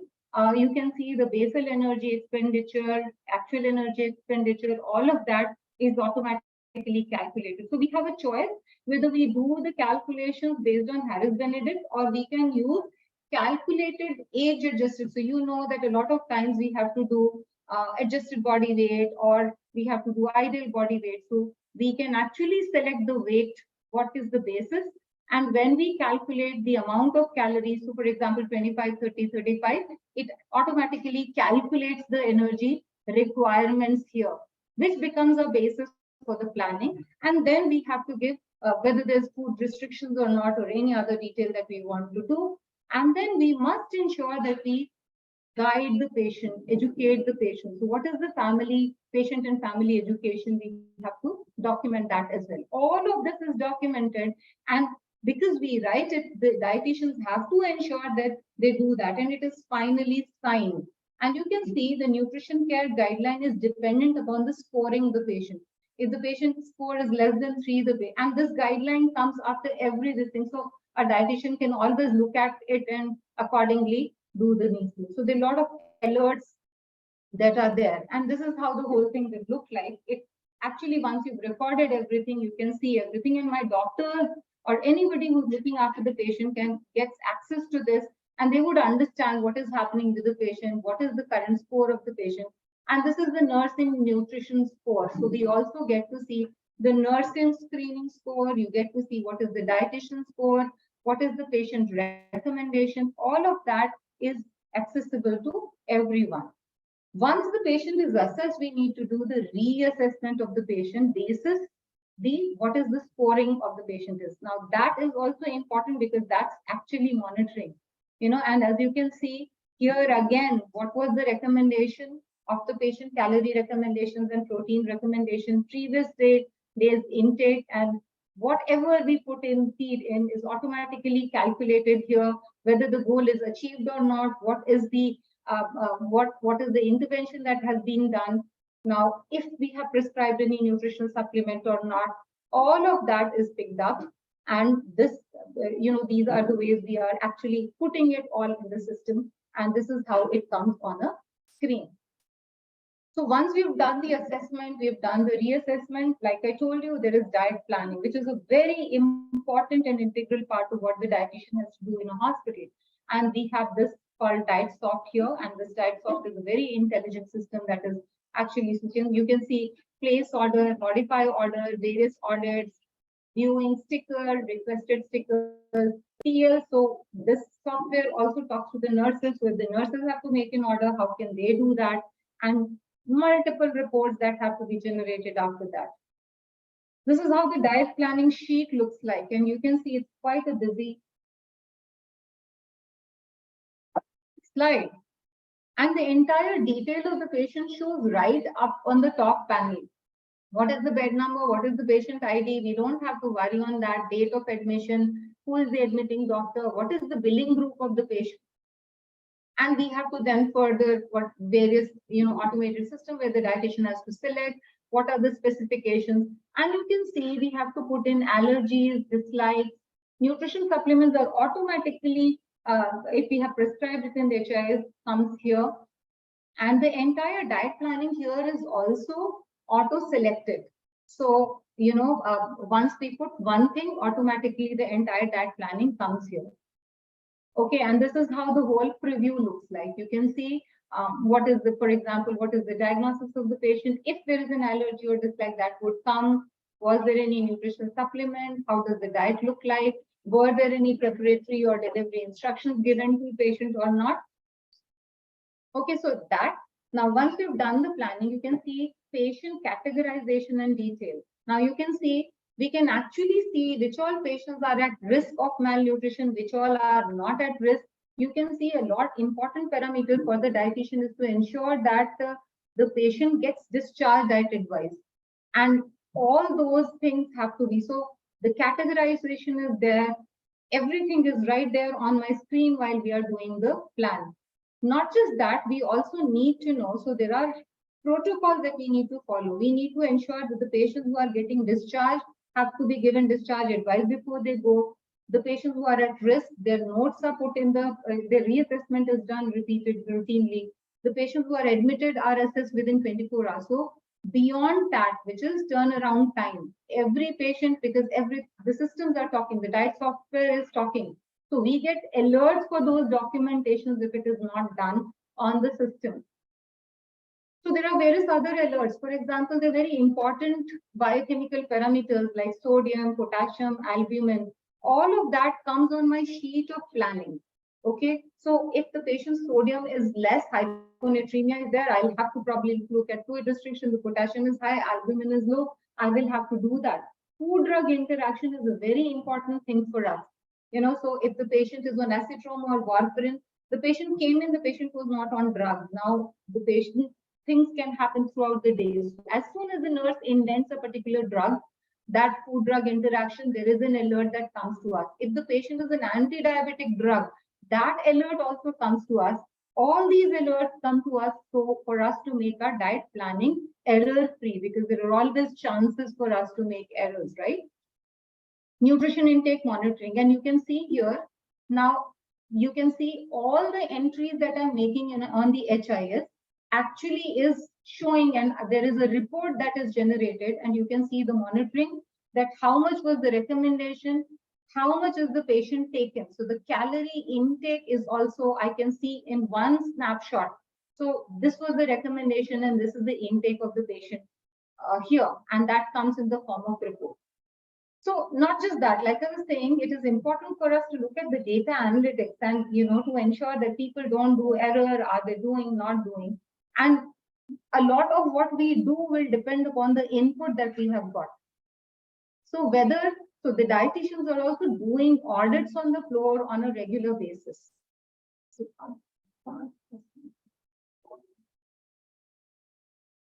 So it is important that we need to see whether the patients are audited, if there are errors on the floor. So whether the anthropometry is done correctly or not, whether the nursing screening score is correct or not, because nurses are also supposed to put in food allergy when they come to know. All those are also audited by the dietitian, and that really helps us find out the areas for improvement and guide them as to how identify training needs and work accordingly. Not just that, the dietitian also have to communicate to foods and beverage department. Okay, so whether the food and beverage department is serving the right diet or not, the dietitians have to actually sign on various clinical pathways, food drug interaction, whether the assessment is correctly done or not. So there's so many audits that we do right there on our DietSoft, and multiple data based on this input can come out, and we can identify the training needs, we can identify improvement areas, we can identify accountabilities, and just looking at the data helps us improve the whole thing. Tracking of the orders. So, if I have given an order, what is happening to that order also is, is right there. So just as you can see whether the stickers have been generated or not, whether the patient is transferred, because what happens is a lot of times patient is moving from one area to another.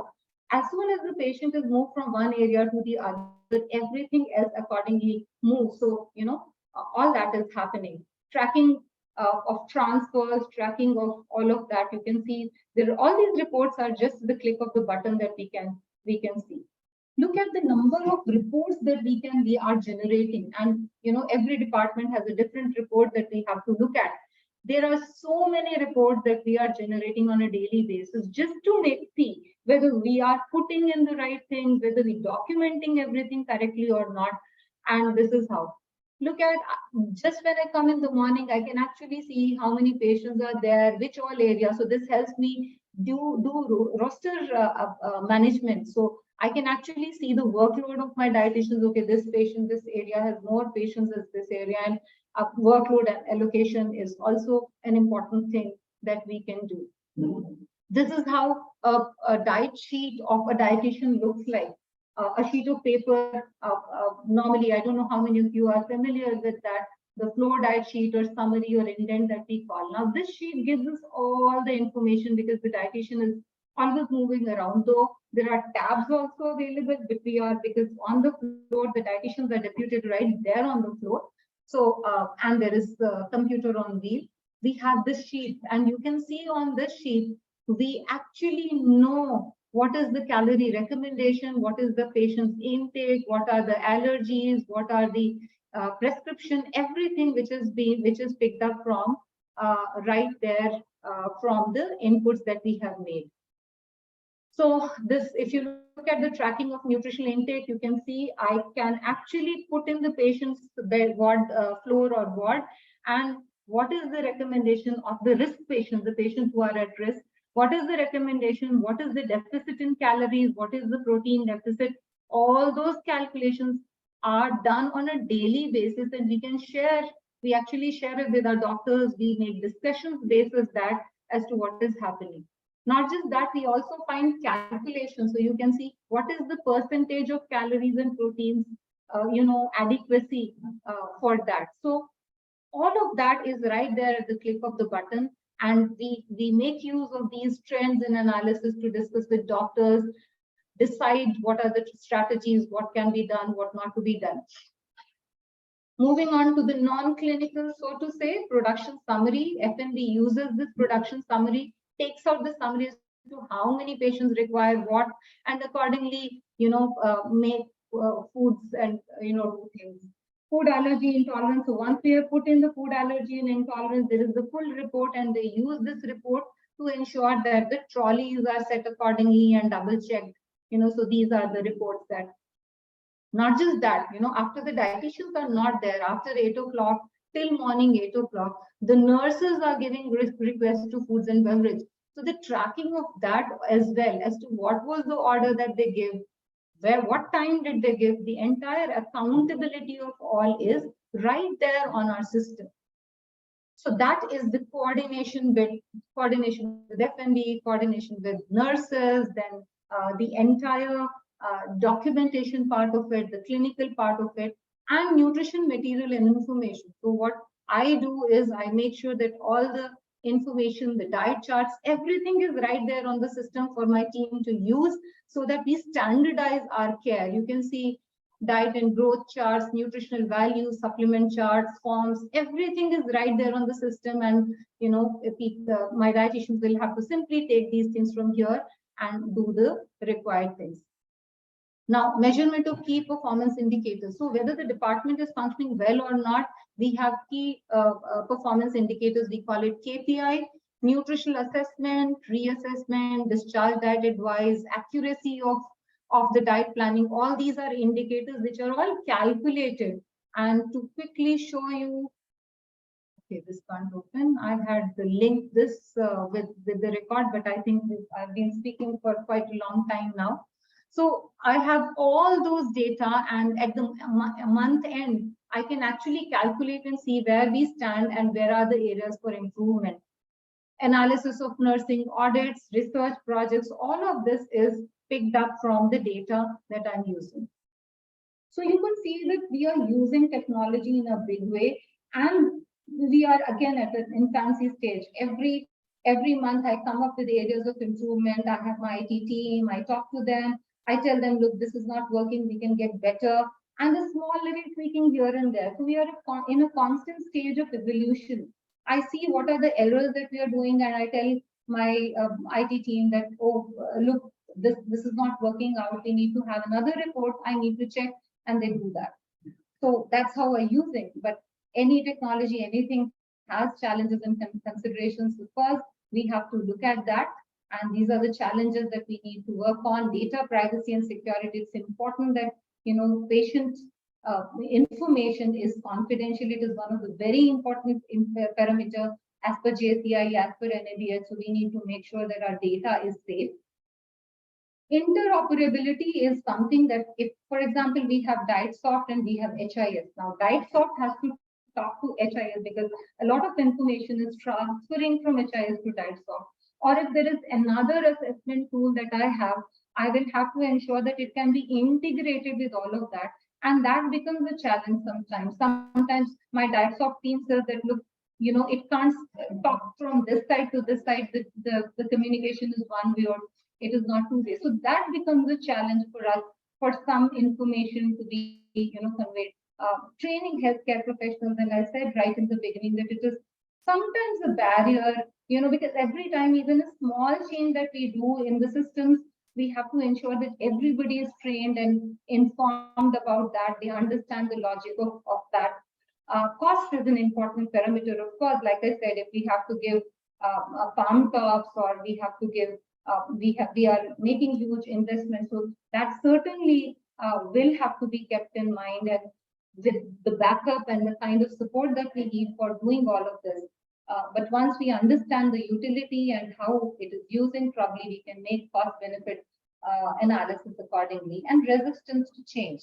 Now, this is very, it is understated, but I can't tell you how important it is for healthcare professionals And patients, for example, if we take feedbacks, we tell patients to put feedback on a system. Sometimes we end up not getting any feedback. Sometimes, so resistance to change is a major factor that we all are working on. But I believe that this also is improving, day by day. And we will have to make it user friendly. I think one of the important parameter to get this, because unless you show how it is making lives better, how it's improving efficiency, we would not be able to deal with it. Of course, there is a huge future trends and opportunities are there. AI, I remember somebody was talking about ChatGPT. We know there's so many things that we can do with that. Artificial intelligence has the potential to revolutionize clinical nutrition by enabling more precise and personalized nutrition intervention. So I remember my time when I started, there was a 1200, 1400, 1600, so many diet charts which are already made and you are making changes. But I think times are changing and we have to personalize. One size doesn't fit all. So we will have to make modifications based on what the patient eats, what are their preferences. In fact, all the guidelines are now saying that you will have to personalize nutrition intervention, and AI certainly helps us that. Precision nutrition involves, that's very important. That's where we are going. So using individualized data, such as genetic information, microbiome analysis, I think it's such a fascinating field where we can actually see and map the genetic information and microbiome and then make personalized nutrition care plans, because we all know that genetic mapping also has a major role to play. Some patients do not respond to a particular diet, and then we need to make modifications. So there's a huge scope there. We all are using wearable devices such as smartwatches, fitness trackers, all these can be further used, and help us. Telehealth technologies are rapidly advancing, enabling more seamless and convenient. We all know now that the patient knows how much is the blood sugar. So self-monitoring of blood sugar, the moment they eat something and they see, oh my God, this particular food is increasing my blood sugar levels, it automatically gives a feedback mechanism to the patient or individual that, okay, I need to make modifications. So I think looking at the data also helps you work on automatically, makes you conscious towards it and helps you. So that works. And digital support tools can assist healthcare professionals in developing personalized nutrition plans and making informed decisions about enteral nutrition, parenteral nutrition, so on and so forth. So in summary, the implementation of digital technology in clinical nutrition enables improved patient monitoring, personalized nutrition plans, enhanced data analysis. EMRs facilitate easy access to patient information. Telemedicine enables remote nutritional assessment and consultations. Remote patient monitoring tracks vital signs and dietary intake. There are challenges for implementation. We need to look at them. We need to work on them. We need to make sure that it is as user-friendly as possible, and probably that's where our role comes into picture, wherein we talk to the IT team and tell our requirements rather than saying, oh, this doesn't work and I will not use it. And a lot of people doing that, but we will have to work hand in hand with them and say, if this is not working, what is it that I want? And then probably work. That's how we can make it more, user-friendly. And the potential of digital technology in transforming clinical nutrition is significant, with the ability to improve patient outcomes, enhancing efficiency of healthcare delivery, and provide personalized and precision nutrition intervention. Thank you so much. And I'll be happy to take questions now. It was indeed a great presentation, ma'am. And I must say, we were unaware of such advancements in the digitalization of nutrition and dietetics. So it was a great presentation, and I was myself very much, acquired knowledge about how hospitals are working nowadays. And it's a very elaborate process, and hats off to you how you are managing such a big hospital, because it is not easy to cater to the patient's needs at such a large level. So, and yes, digitalization is a support system that helps us to work in such a, and I will say it is a time demanding, it is a demanding job, every minute is important in hospital for the patient's life actually. So I may call upon any questions any of the participants want to ask.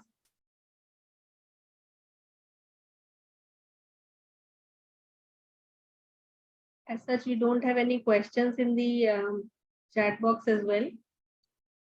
Participants can write their question in the chat box. If they have any query to ask, they can just write it on the chat box, or they can just raise their hands so that we can give you the facility of audio and video to ask your question. Okay, I think right now no question. Yeah. Yes, there is. So there is this question I want to ask. That I Yeah. wanted to ask that how to track the diet intake. So what we do is now it's very difficult to explain it here, but what we do is on a daily basis. Every hospital can have its own system, but I can certainly talk about mine. So once based on assessment, we decide what is the risk status of the patient. So diagnosis, nutritional diagnosis is important. Once we've diagnosed that the patient is at risk, our nutrition care plan says that we need to monitor the patient intake on a regular basis. Now you can decide the frequency of how often you want to do the nutritional reassessment. In our hospital, on a daily basis, when we go, we actually take the intake of the patient. So we have various tools. What happens is the nurses also document what is the intake in ICU. There is 1:1 ratio. So they are actually writing what is the intake of the patient. And when the dietitian goes, she looks at the entire record and then she puts it on the system. So when she puts it on the system, we can actually see, and there is another tool where on the click of the button, we can see what is the requirement and what is the intake of the patient. So we can actually check and track the intake of the patient. And then we can also see what is the percentage. So it's a daily day-to-day process. In wards, it becomes a little more tricky because there the nurses to patient ratio is not 1:1. There the ratio may be 5 or 6 patients per patient. And here, the good thing is that we get the help of the patient attendant also. In ICU, we don't have patient attendants. So there what we do is, the nurses also write whatever information they get from the patient. When the dietitian goes to the patient, she is taking the nutritional intake recall. And we have made a small tool also. I'm sure all of you must have seen the patient generated the intake charting. So we've made these trays with how much portion of tray they have finished, 100%, 75%. So when the dietitian goes and she knows that the patient is at risk and the patient's attendant understands, we have made it in Hindi and English, we give it to them and explain. So the patient can simply pick how much food they consume. When we go the next day, we look at that as well. So we use multiple ways to get as closer to, to the patient's intake, and then we document that to the patient. Now, if the patient's intake is, and we know that our target is to achieve the recommended requirement by 4th day. So if the patient is not achieving the target by 4th day, then basis that intake, we approach the doctor, we inform the doctor, and when we speak about the entire number, the patient also understands better.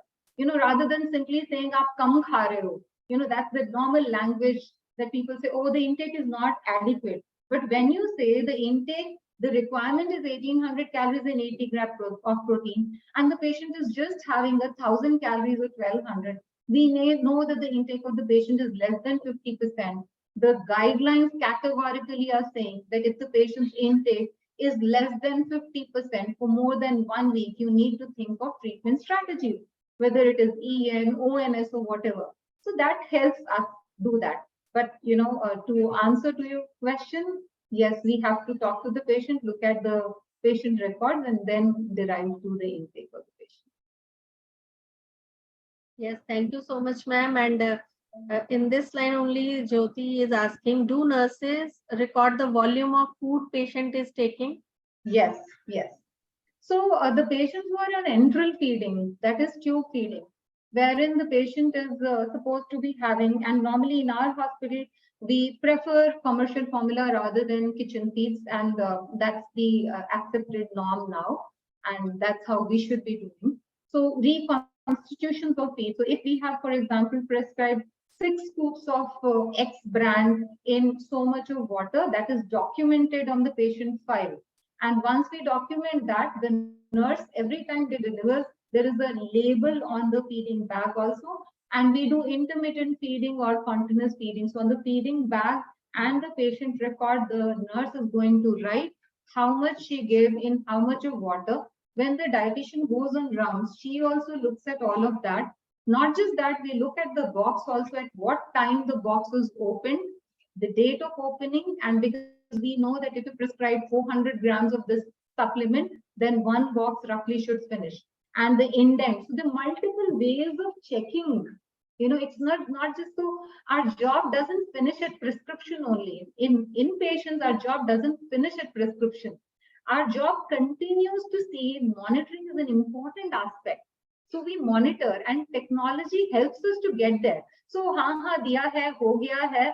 So I can always come back and say, अच्छा boxes कितने indent किए थे? अरे इसका तो इतना था, एक सर्विंग में 50 ग्राम था, या मैंने बोला था 40 ग्राम because one scoop is so much. And this is ingrained, this is a training of all. So we say kitna nahi hua, kyun nahi hua. So basis that, and we found those errors with the help of technology. And then finally, we went back to the nursing team, we told them, and that is how we improved our system. So yes, technology helps there as well. And one question is from Kanak Rai. She is asking that she is pursuing PhD and she has done MSc Food and Nutrition. Now she wants to pursue internship. So can she do the internship again? She's asking this. So I think it's a good platform for me to tell the internship. Now I understand that a lot of people want to do internship in our hospital. See, in a tertiary care hospital, and I want to, underline, I don't know whether it connects to the field or not, but being in the industry, I need to tell. It is very important the quality of education that we are giving to our students in the master's level. Now, clinical nutrition and dietetics is a specialized field. People who are aiming to go for other areas, whether it is community nutrition or probably weight loss, because our field also has multiple, areas of specialization. Then hospitals are not a place for you to specialize. You need to come to the hospital if you aspire to become a clinical dietitian. Because in hospital, you are looking at what is the nutritional management in sickness. So you need to have a very good understanding of various disease conditions. That is when you would be. So you need to know physiology and pathophysiology for you to be able to actually plan diets and make modifications. Now, unfortunately, what happens at a graduate level when they haven't even learned the theory of clinical nutrition, when they come to the hospital, they're unable to identify, and then they lose confidence. So what we need to understand is when they lose confidence, I'm afraid that they may not even want, because they can't understand and have the head and tail of it. So for somebody who is a lay person, seeing a patient on bed with so many cannulas, with so many, monitors can also be very, intimidating. So आप BSc में एक बच्चे को जिसको कि अभी clinical nutrition का सी नहीं पता है, आप एक बड़े हॉस्पिटल में भेज देते हो, तो वो नहीं कर पाते. And who knows, we are losing on some good people also who would probably have otherwise taken clinical. So हमारा criteria है, one, you have to have the basic acumen, because you lose. We are, and I am proud to say that we are using clinical nutrition at a global level. We are using guidelines, we are doing. So somebody who does not understand the theory, feels lost, loses confidence, is not, because we would make sure and we would want them to work at par with what we are. You understand? And in hospital, we can't teach, because we are all working and we are only dealing with the practical aspect. So हम पढ़ा नहीं सकते यहाँ पर. So वो basic नहीं होगा, so they lose confidence. So that is why we have written tests. And we do RD internship programs in a hospital. We have vacancies. I have 3 dietitians, including myself, who can take RD internship dietitians. And that's a 6-month program wherein they have to do 50 case studies. They have to take up a research study. They have to then do 6 case presentations. And of course, they have to acclimatize based on the requirements of RD. Other than RD, the regular internship of, I normally do not take less than 3 months, because less than 3 months, our hospital is so big. We have cohorting of hospitals. We have what, 15 floors. We have what, 10, 12 ICUs. We have, transplants, everything. So the student gets lost in a facility like ours, and for them to actually start getting to understand itself, it takes them a minimum of, after 3 months, probably I get a little confidence to tell them, ki, "Acha, ye kaam karo." So 6 months is an ideal time for anybody to do an internship for a hospital of our level. Having said that, some colleges have a 3 months internship as a part of the curriculum. So if they pass that test, so that we know that they have the basic theory, we make them do that. But all depends upon how many vacancies we have. Accordingly, we do that. So if you are a PhD or you still want to do internship, it's a voluntary thing. I would suggest share your CV. Maybe we'll probably make you take the test. And if you qualify, why not? Thank you so much, ma'am, for such an elaborate answer. And the next question is from Wajid Hussain. He is asking, mostly in hospital care system, generalized diet plans are given to the patient as per their medical condition, but not the personalized one. How can we improve and use the AI and telemedicine to give personalized nutritional plans? So understand, when the patient is admitted in the hospital, now I'll focus on IPD here. OPD is a different ballgame. In OPD, what happens is you are talking to patient and you're giving one patient 30 minutes. I mean, that's how much I take. Now, when you look at telemedicine, telemedicine will help me look at the biochemical parameters, help me look at what all the patient is. So that will help me, and look at the entire data of the patient, and accordingly we can. AI helps you see a lot. Now, for example, if I have to calculate, now in my facility, what I've done is I have a program wherein all exchanges are fed in. Now, if I actually have to, if you ask me just now 1400 calories, I will have to calculate calories and proteins for a patient. That's the starting point. So you come to me, you say how many calories and proteins, I will calculate, and then I will have to divide it in food groups. So the AI, for that matter, helps me, or the technology, I won't say AI, we'll have to tell AI, and I probably am not the right person, but that's how my technology team is helping me. All I have to do is I put numbers. So how many exchanges of this or that I have to. Once I have made how many exchanges of cereal, how many exchanges of dal, and once I give that, I can tell my AI ki mujhe bhai 2 katori dal, 400 grams of vegetables, 200 grams of fruit, 15 grams of nuts, 2 teaspoons of oil. This makes so many calories. Now you make 10, 20, 30 diet charts out of that base. So I can actually input the patient's preferences, likes and dislikes, current intake. Then I can input, as a clinical dietitian, how many calories. Then I can input what all I want to give in terms of food groups. And then probably I can use AI in telling, banao diet chart, kyun mujhe dimag lagana hai based on this. That's where the help can come in, and that's where we want to go. Honestly, I haven't used AI up till now, because honestly, the barrier is I feel I'm smarter than any artificial intelligence. But then it will help me make multiple diet charts. That's where we do. In IPD, what happens is, please understand, in hospital, when the patient is undergoing a surgery or admitted, here the long-term goal and short-term goals are different. A patient, a obese patient who probably underwent a transplant surgery, my goal is not weight loss at this point of time. My goal at this point of time is to ensure that the patient gets good amount of proteins, good amount of calories, because I have to keep catabolic state in mind. So at this point of time, I don't want to be that specific.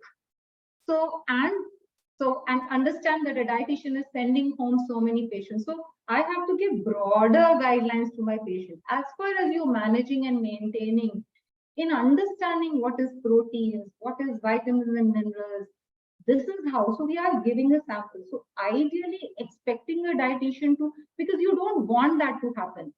If 1800 calories may go up to 200, 2000 calories when the patient goes back home. So probably that's the reason an IPD patient getting discharged, I am more interested in giving a broader guideline. I would be spending more time when the patient comes back to me for follow-up, where I probably need to work far more. So yes. And probably one of the challenges also the number of dietitians that are there in the hospital, which becomes a resource crunch. But that's the reason we need to identify at-risk patients and do the needful accordingly. Okay, I hope I've answered that. Difficult Yes, you have answered, and in your presentation also, you have pretty well explained the personalized diet plans which you are already working, and the softwares are itself very clear. So it is a personalized diet plan as we are working, and AI in my welcoming address also I said that it cannot replace human brain. So AI is okay. What we are feeding, it will give you back that only. So again, the hand is required, and we cannot. I've tried using ChatGPT. I have tried using ChatGPT. In fact, my husband is into technology, and he does all the time those things. And he actually said, "कि तुम लोग use नहीं करते हो. There's so much available. तुम मुझे बताओ how do you want it, and I can give you a diet chart, and I can make recipes and stuff like that." So I can use my expertise. मेरा काम कहाँ तक है? मेरा काम यहाँ तक है बताना कि आपकी क्या रिक्वायरमेंट है, आपको क्या कितना खाना है. उसके बाद you just have to play around in the menus, right? And in menus and recipes. So if you look at recipes, it is a job of a chef. If you look at menus, it is probably somebody else's job. So I probably can make 100 such things rather than spending so much more time. I'm saying this is my dream project, so to say, but this is how we can use. That's the potential of AI. I can make recipe books, thousands of recipe books using AI. So yes, that is there. And we have one more speaker who would be speaking in the upcoming sessions, Dr. Deepti Verma. May I request, ma'am, you to give your insight for 2 minutes on this topic? So there is another question. I'm sorry. Okay, sorry. Please go ahead. This is like with the I think Dr. Deepti, can you hear me? Anyways, we can take the another question is the diet soft. How efficient it is in terms of intraoperability? So in our hospital, the diet soft is created in-house. So because diet soft per se is another system, and HIS is another system. Diet soft was created in-house for diet planning and for dietitians and foods and beverage department. So because it was created in-house and the HIS, the interoperability is not that difficult. But yes, it becomes challenge sometimes because when the input that I get in DietSoft is from HIS.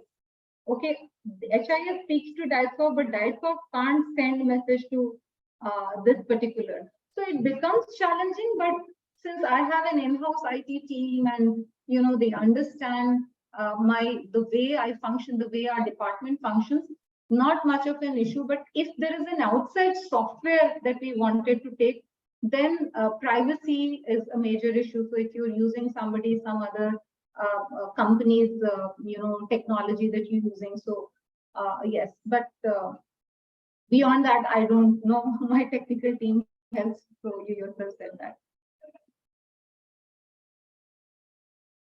So Dr. Deepti ma'am, can you unmute yourself? Yes, I can. Thank you so much. Am I audible? Yes, you are audible, ma'am. Yeah, so it was a wonderful presentation by Sandhya. I'm so sorry, I'm just the name so tiny, it's just not visible, but wonderful presentation, of the diets and how it's monitored and implemented in the clinical settings. So yes, Dr. Lakshita, you were asking me something? Yeah, we as you are technical head of nutrition in VLCC Healthcare, so we have included the corporate also in this FTP. So anything you want to speak for 2 minutes only, what technology you are using and how you are helping out people? Oh, absolutely. In terms of education, in fact, that's what my topic is. When you talk about technology, this is how we are executing education in today's time. I mean, we saw COVID coming in as a bay and boon both, where the technology, I mean, as of now, all of us sitting in different parts of the country or maybe sometimes outside, we can all collaborate together and share our views itself is the boon of technology, so to speak. And in terms of the clinical settings in the hospitals, yes, I mean, like it really helps in making the diet so customized and meticulous in terms of the nutrients. Just add on the ingredients and we come to know of that how nutritive it is in case we need to enhance protein or, in certain structures like monitor the sodium, potassium, that becomes very important and crucial in certain clinical conditions. So yes, definitely like technology has, but then while at the same time, as you mentioned, I also agree that, that human touch in learning and teaching is very, very important. It helps in better understanding, as in like if you're in a group of, a few people. So, like that, the customized manner of learning, I think is something that is existent when we are in a classroom setup, where we can actually, the students can ask questions and it can be, of course, like the warmth and the human connection anytime cannot replace by AI or even for that matter, the different ways of technologies and social medias. So yeah, that's what my input would be. Thank you so much, Dr. Deepti, and thank you for joining us today. So I think our question answer session is over, and if the participants have any questions, you can mail me. We can ask from the experts directly. And Lakshita, I just wanted to say one thing that sure. to Ms. Deepti, that I know VLCC since very long, and it is a very, very like well-known Indian wellness and beauty company, which offers various services in the areas of weight loss and beauty treatment, skin care and hair care.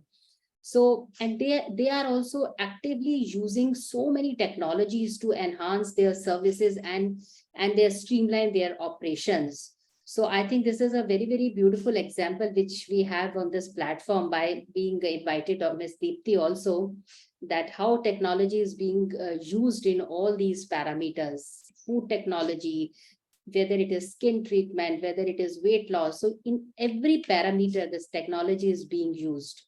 So there is no as such criteria left where we cannot talk about technology. So we have to, by hook and crook, learn all kind of technologies which is being used on regular basis nowadays.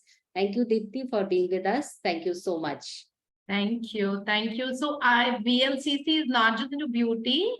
We also have institutes all over India. So we have 105 institutes where we run different nutrition programs. Most of them are technology based, and we have been able to like use various gadgets and various media, so to speak, to deliver education to students in India and overseas. So we have students spanning from all over the world. I mean, we have lots of them from London and US and UK. So we cover with the digital, synergized learning programs where we run courses in nutrition and dietetics. So basically I'm a nutritionist by profession, and I write the course books and textbooks on nutrition and dietetics. So that's my main, kind of a work, so to speak. So we have courses like in sports nutrition, and we have in clinical nutrition, weight management and slimming therapies, and of course, nutrition and dietetics. And we've just started with a BSc nutrition program now at VLCC. So we are expanding a lot in terms of education. And so I'm there on that capacity, in that capacity. Thank you, Deepti. Actually, I was not aware that VLCC is involved in so many parameters. So it is good to listen to you. Thank you so much for updating us. Thank you. So will I be able to share my presentation? Ma'am, yours is on this another day. Yours is on. Acha, it's on another day. Okay. All this right. is our inaugural session, ma'am. All right. Okay. All right. So sorry. So I'll just kind of. So we'll see you at another day, another time. And till then, tomorrow, yeah, have a great session. Yeah. Bye-bye. Thank you for joining us. Bye-bye. Thank you. And now this is like a session of vote of thanks for Dr. Sandhya Pandey. I want to thank you, ma'am, for taking out your precious time for the session, and our participants are enlightened, and surely they have learned the processes followed in the hospitals that are digitally. The benefits of the digital technology are numerous, but yes, you only said that the human touch is lacking somewhere digitally. And she has also emphasized on the benefits of personalized nutrition, improved patient monitoring, improved communication and collaborations that are unbeatable digitally, and use of software assisted delivery of nutrition, nutritional risk screening, food service delivery through digital menu planning like EMR. So this was a huge learning process for our participants, and the digital form of NRS 2002 can be used for the research purposes. What I see by the faculty and our research scholars, if the data sharing policy is there with the Medanta, because there was a line written, it is strictly confidential. But ma'am, you can use this data for the research purposes, and it would be a great outcome. And once again, we thank you for giving a deep insight about the subject, helping us in learning the nutritional assessment process digitally, and even the micronutrients are calculated. I mean, that is wow, because only the macronutrients are calculated basically, but the micro like sodium, potassium is also calculated. So this is a great learning for our participants, and this is new for our participants. And a wide round of applause and thanks to all participants who made the event a memorable one. Finally, I would like to thank all of you present here for making the time to be with us today and helping us to make this event a grand success. Thank you one and all. And we'll meet again at 2 p.m. for another session, that is application of technology in teaching and learning process. So the teaching will continue for 5 days, and I hope all of you will join, and please don't miss it, because the certificates will be provided and it is very precious for us for the academicians, for the API scores.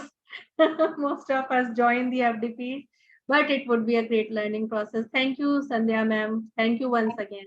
Thank you, so everyone. much. Thank you, Dr. Lakshita. Thank you, Ms. Sandhya Pandey ji. Thank you so Thank you. much. Thank you for having me here. Thank you. Pleasure. Thank you, ma'am. Thank you so much.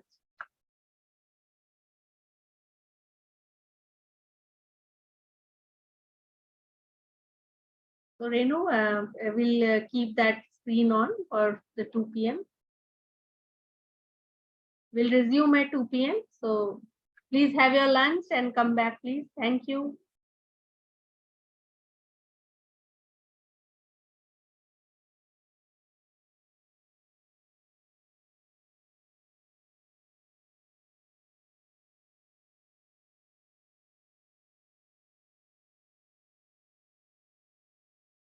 All again in 5-day FDP in technology-enabled teaching and learning process in food science and nutrition. Today, we are very honored to have Dr. Vijay Kumar with us as an eminent speaker. Dr. Vijay Kumar is Associate Professor and Head of the Department of Audiology and Speech Language Pathology at Amity University, Haryana. He is the leading faculty member who established and commenced Audiology and Speech Language Pathology academic program at Amity University, Haryana. His PhD is awarded for the topic Learning Abilities in Children with Cochlear Implantation from Amity University, Uttar Pradesh, Noida. He has completed his master's in Speech Language Pathology at All India Institute of Speech and Hearing, Mysore, and undergraduate studies at AIMS, New Delhi. He has over 16 years of teaching experience at postgraduate and undergraduate students and level for ASLP, psychology, MBA, HR students. Language processing, cognitive process, aphasiology, language outcome in cochlear implantation, etc. are the core research area of Dr. Vijay. His research interests underlie in the neural basis of language organization in communication disorders and cognitive linguistic processes. Dr. Vijay has received Outstanding Research Scholar Award from Ohio University, USA in 2009. He has published over 41 research papers in Scopus and other eminent journals, and presented over 34 research papers at national and international conference like Academy of Aphasia and Clinical Aphasiology Conference, USA. We are very enlightening. Today, Dr. Vijay Kumar is going to enlighten us with his views on application of technology in the teaching and learning process, which is the most preeminent question of all academicians today. Now, I'm handing over the session to Dr. Vijay for his insightful view on the topic. Over to you, sir. Thank you.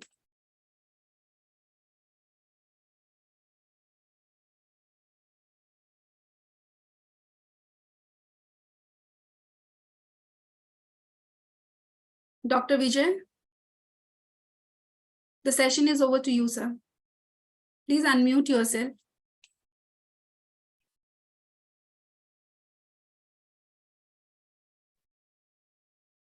Hello, am I audible? Yes, sir.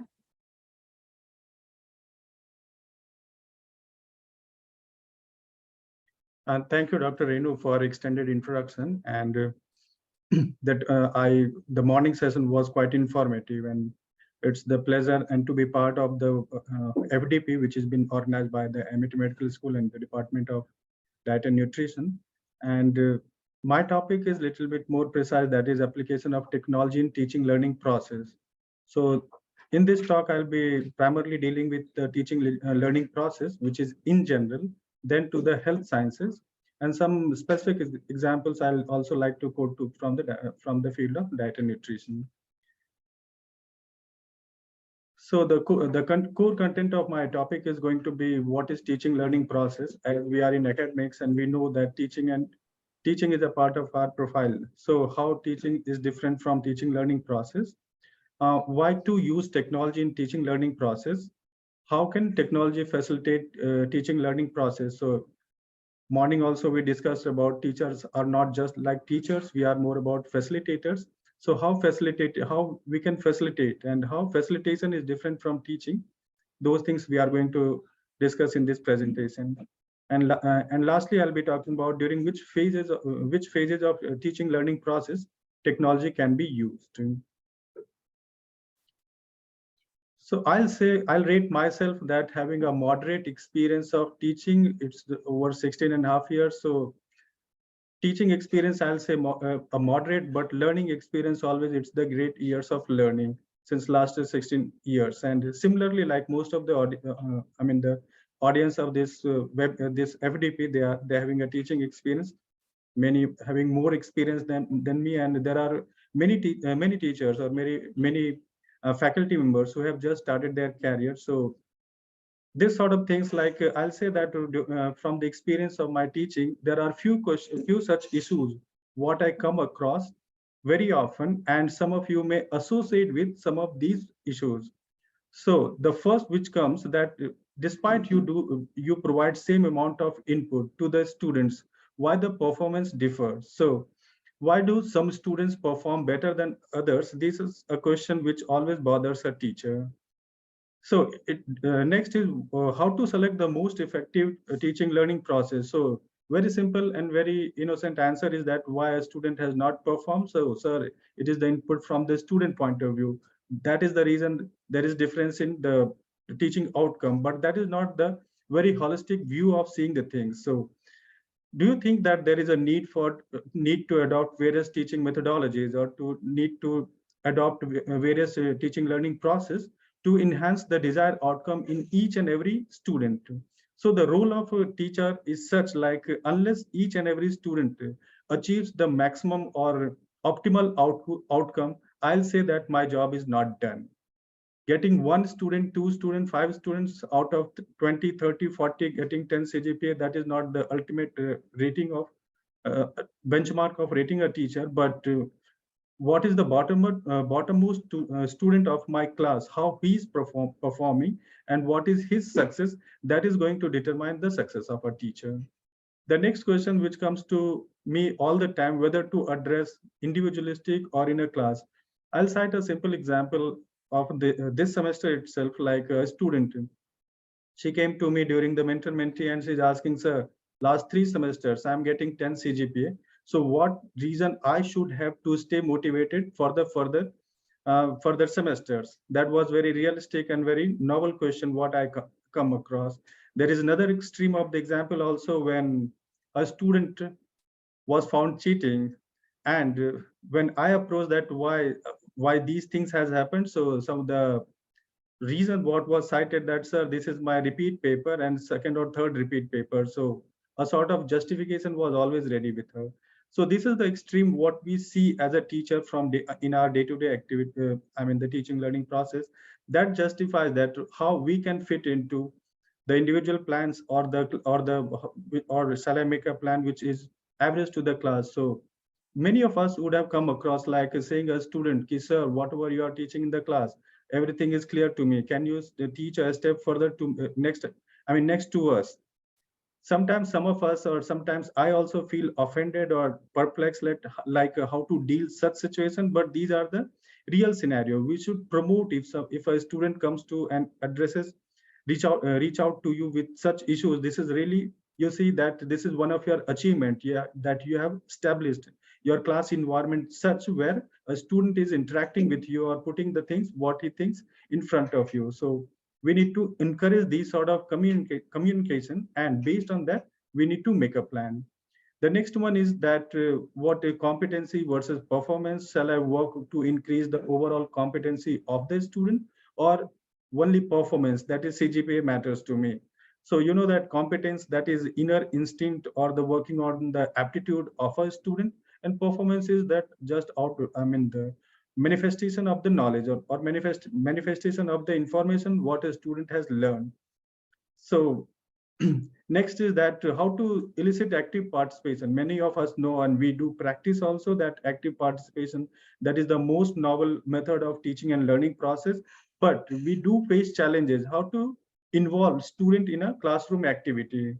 Active participation means it's a two-way communication, like whatever you are teaching, whether it is reaching out to the student or not, and what amount of information someone has received it, or someone has perceived, how much he is reflecting to you. Is he providing you the appropriate feedback to you? That we need to know. And lastly, what is defining progress? How I need to define progress of a student in a classroom. CGPA is one benchmark which is very easy and sometimes heavily loaded in the academic setup also. But we all know in the health sciences, CGPA is not the ultimate benchmark of rating the performance. There are various skill set what we need that a student should develop in a class. And it's not only expectation of the teacher in the classroom about these things. Many times we see when we take an interview of a candidate for the job or for any placement. So apart from academic performance, we do try to find out the level of the professional or the clinical skill set what a person has, what a student has acquired it. So this is in general what I feel, that many of us, we do face these sort of situations, and the semester break is the best time. So I again congratulate the organizers of this FDP, where we are in the transition period. So from semester 1, we are switching to odd semester, and this is the best time to introspect, to redefine our strategy, like what is our academic delivery strategy, and do we need to think about, is there any scope of calibration for in my teaching learning process? So that is the objective of this presentation, and I would like to address these questions during my presentation. In between, I'll entertain, if there are any questions, doubts, so you can text it, and the host can let me know to comment on those things, so that way we can make this session in a two-way dialogue mode of interactive session. So most fundamental, like what is teaching, learning, training versus teaching, learning process. So one thing we know that teaching we do all the time, that is providing information, letting a student understand the conceptual framework of a subject. So that is teaching process, and though it is not a very easy task, again, in a class of 24 or 40, there'll be 40 rate of learning the process. So the job is not done unless the last student of the class is able to understand the concept. So most of the time I say, what is the role of teacher? I say very simply, the role of teacher is not to give the how much the depth and breadth of information you are providing to the student. I say that how much you are simplifying the fact to a specific student so that every student of the class can understand at least one lesson what is the plan for the day. Learning is different from teaching, like whatever information you are giving, whether a student is able to learn and to implement in the behavioral skill set or the attitude, whether or the value system, whether there is change in that thing. So acquiring whatever knowledge a student has acquired, whether he is able to implement those things. And training is different from teaching and learning, so it is the acquisition of the specific skill, like syringing, or the best example is that making a spare in the MLT lab, irrespective of time you teach or train, teach or let them learn, but unless they are doing it, they can't understand that. And that's the most difficult part. Many of the new students, they take lots of time to do that. Apart from this thing, that the recent thirst is that is more on teaching learning process. So the teaching learning process, it combines all, and in the teaching learning process, the role of teacher is extremely comprehensive. So it starts with assessing the learning need. So what is need for the things? So sometimes in university setup, we are bound with the syllabus, so we can't go too much away from the syllabus. But even in syllabus, there is scope of innovation, and you can prioritize that. Okay, though we have to go as per the unit wise or the section wise, whichever you feel, but within there also we can prioritize which is the most important learning skill set we need to achieve through a specific course in a specific semester.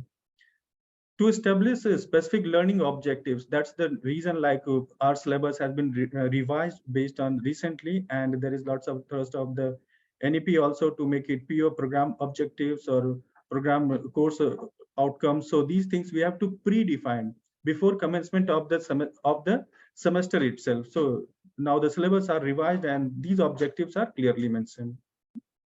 The role of teacher is also to adopt and to select the most effective teaching learning strategy, which is result oriented. And by the end of the presentation, if someone will ask, sir, which is the most effective strategy that you implement, my answer will be, what works for you, it will not work for you, or it is the subject specific. Even for the same teacher, if you are teaching 3 subjects or 4 subjects in a course, one strategy doesn't guarantee that it will work for all the types of course need for the different subjects, because the outcome of a course that is different from the other course, or it varies across subjects.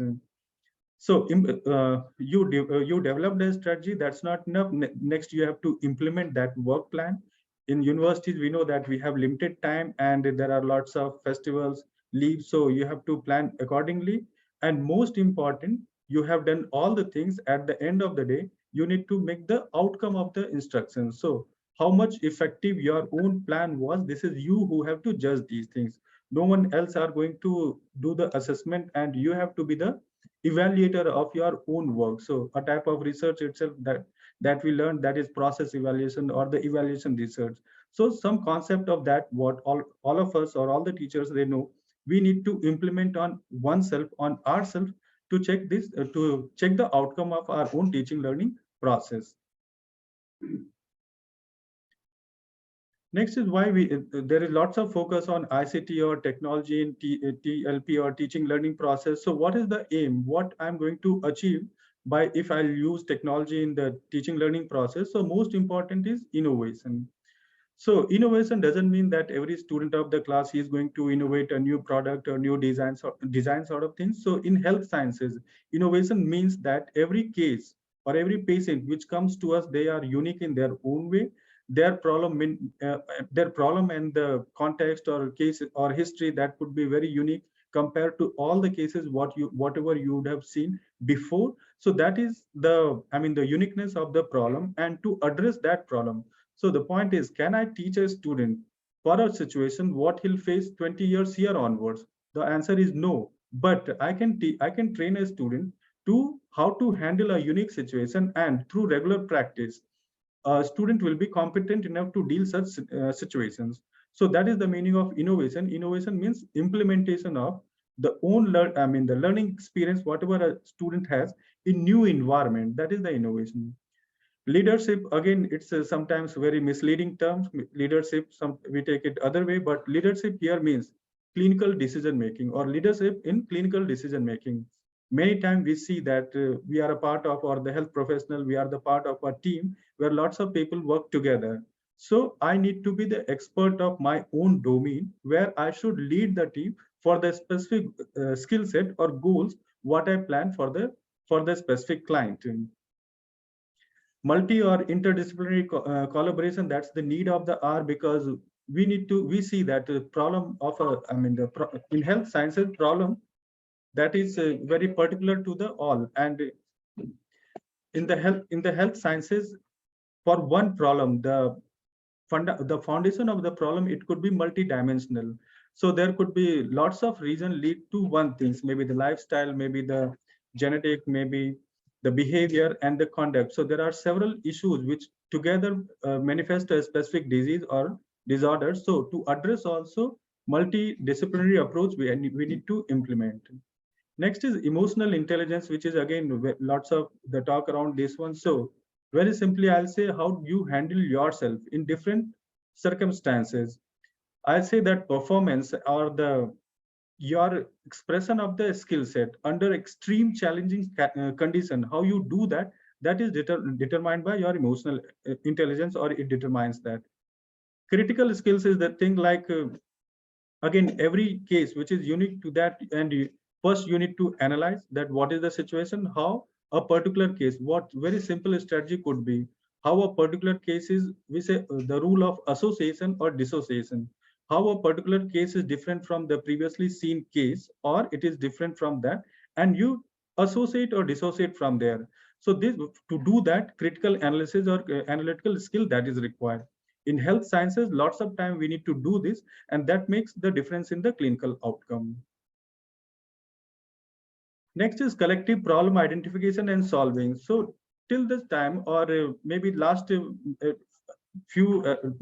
years back, or till the previous decade, there was the time for expertise, super expertise, domain expert related expertise. But the later people have realized being expert in our own domain, that's the very much required, that is very much essential. But working together, that is the key.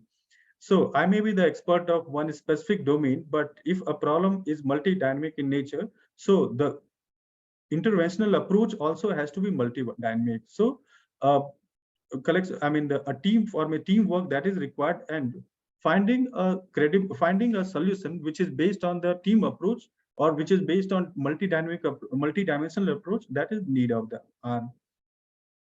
most important is ultimately the next important issue is that's creation and involvement in the participatory environment. So creation of environment where every expert of various domains, they can equally participate and they can provide the feedback. There are equal stakeholders. We can't say that, okay, you are ahead, I'm behind, or let me take the decision, you just augment my consent my decision. So nothing like that. Each person, those who are in the team member, have equal stakes, and their input are equally important. Now, during teaching learning process, what are the stages where I can implement TLP? So I say from the day one to the exit of the day. So again, we are all set to start a new semester, and there'll be orientation. So orientation is the best time to do the baseline assessment, because every class, every batch, or every subject what I'm going to teach, there may be a student from the same previous semester, or there are multiple occasions when a new student comes to us. So we are totally unaware of the academic background of that person, the skill set or behavior or attitude. So everything could be unknown, will be very new to us. So we need to do baseline assessment of the student. That is very much required. Based on the baseline, so we need to make a provisional performance mapping, like a plan sort of things, how this child is going to perform. So making individual plan for each student, that is recommended. And similarly, we need to do the baseline assessment of the class as a whole. So based on that, we need to prepare a teaching, we need to select a teaching learning plan that should address the majority, or I'll say majority section of the students. Making a baseline in the beginning and finally doing assessment towards end of the semester, that is not suggested. So because if there is any flaws in my teaching learning process, I cannot be able to re-implement or reassess or re-synergize those things. So it is recommended to do reassessment. That's the reason we do midterm or class test or unit test. So these things are already designed in the syllabus or in the teaching learning process, but we need to be more meticulous. I'm not saying none of us are doing, I'm the only person who is doing. We all are doing this. Only making a link or making a logical connect, that is recommended. Or those who are doing this, that is also a plan to do, like how to enhance this process what already I'm implementing. That is the highlight what I'm trying to put forward. Tracking of progress, this goes throughout the semester. We know that in a semester, students' involvement, that is very dynamic. So many times it is very obvious, and it is very obvious to note that beginning of the semester, a student is very attentive, very punctual, and as the semester progresses, the amount of involvement that fluctuates from a particular student. And for a teacher, for a sincere teacher, noting these things are not difficult. You can make a note of these things.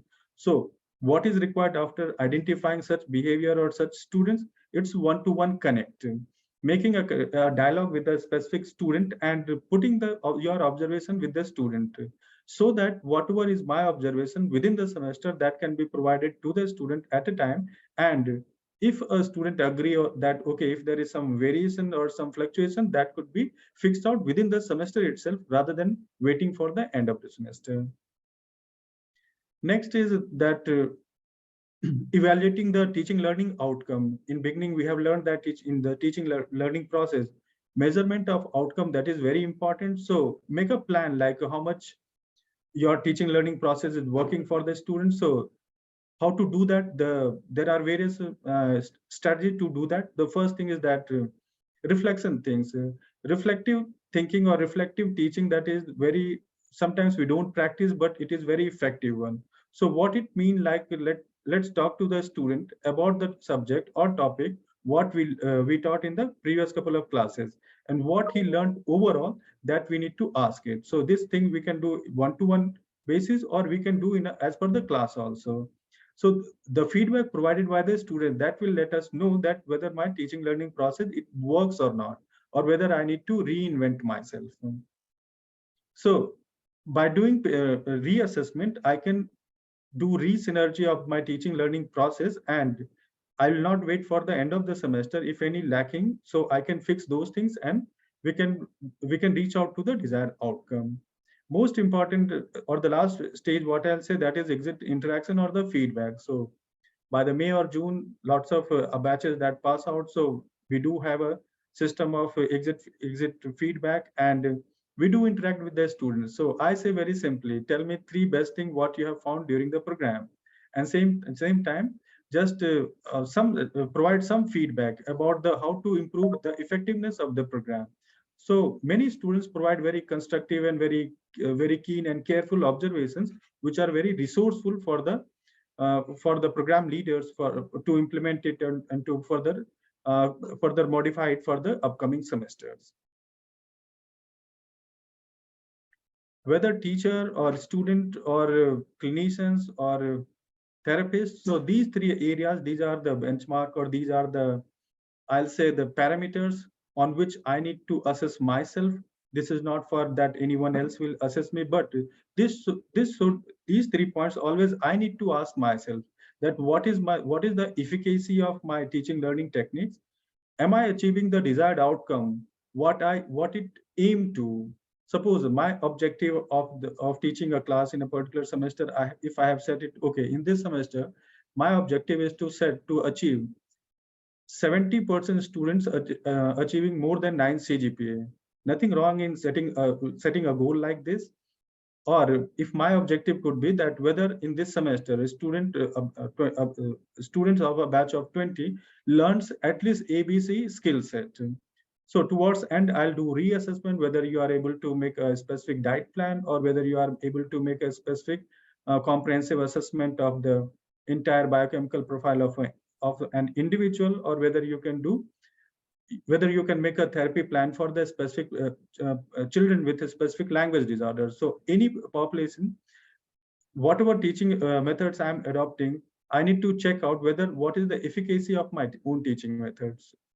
So next is efficiency, like it's more about that whatever technique or teaching methods I'm choosing, whether it's the cost and duration effective. Sometimes we see that, okay, in a case like in rehabilitation, we do all the times, or some lifestyle induced disorder. Okay, someone's blood pressure level that has reduced in by the medication of X amount in suppose 3 months. So next question, it should come to me that, okay, can I get the same outcome in lesser than that time and using more cost effective outcomes? So that adds to efficiency. Next is effectiveness. So whether a teaching learning process techniques that I have used for a specific subject or course, whether it works in usual practice. So teaching means like whatever I am training to a student, whether he is able to implement those skill set, not in the classroom scenario, not in the controlled lab scenario, but in actual cases scenario where there are no supervisors, no additional therapist, or no additional consultant. So in isolation or independently, how much a person is able to implement those skill set, that is effectiveness. So by the end of the semester, or I need to reassess that whatever the techniques I'm implementing, whether what is my score on these 3 parameters. So learning has various domains. So whenever we teaching learning process, so learning has 3 core domains. We say cognitive, affective, and psychomotor. So whenever cognitive means like attaining the knowledge or specific mental or intellectual processes. So whether knowledge about what is diet plan, how to make a diet plan, what are the major points of a diet plan. So that is a cognitive domain of learning. Affective, I'll say, when there is emotional arena reflected in learner's value. So how sensitive I am when I'm making a diet plan for a specific individual, and what are the core values, beliefs? Am I doing the things most appropriately, or are we using my own efforts most efficiently while making a diet plan? That adds the affective part in a learning process. And last is psychomotor process. So it is more about the learning through doing. Very simply, one can say that learning through doing, like when you are syringing or doing surgery or cochlear implant mapping or doing the ECG or audiogram. So whenever you are doing a test, how well you are able to implement those things. So those skill set, that is psychomotor. So the point is, are these 3 domains independent, or whether these 3 domains are interrelated? So the answer is that all these 3 domains could be enhanced individually, but at the higher level, all these 3 domains are interrelated, and you work on one, there'll be enhancement in the another domain as well. Which all teaching modalities I need to implement in the class? So about this, most of us are aware of, and we do practice also these things in our day-to-day teaching learning process. So that is visual learning process. This is the thing, use of PowerPoints or making a graph or transparencies. These are the things what we are using very conventionally. So that is visual based learning. Then is auditory learning. So it says that, okay, whatever you see, that is okay, but what I hear, that I retain it.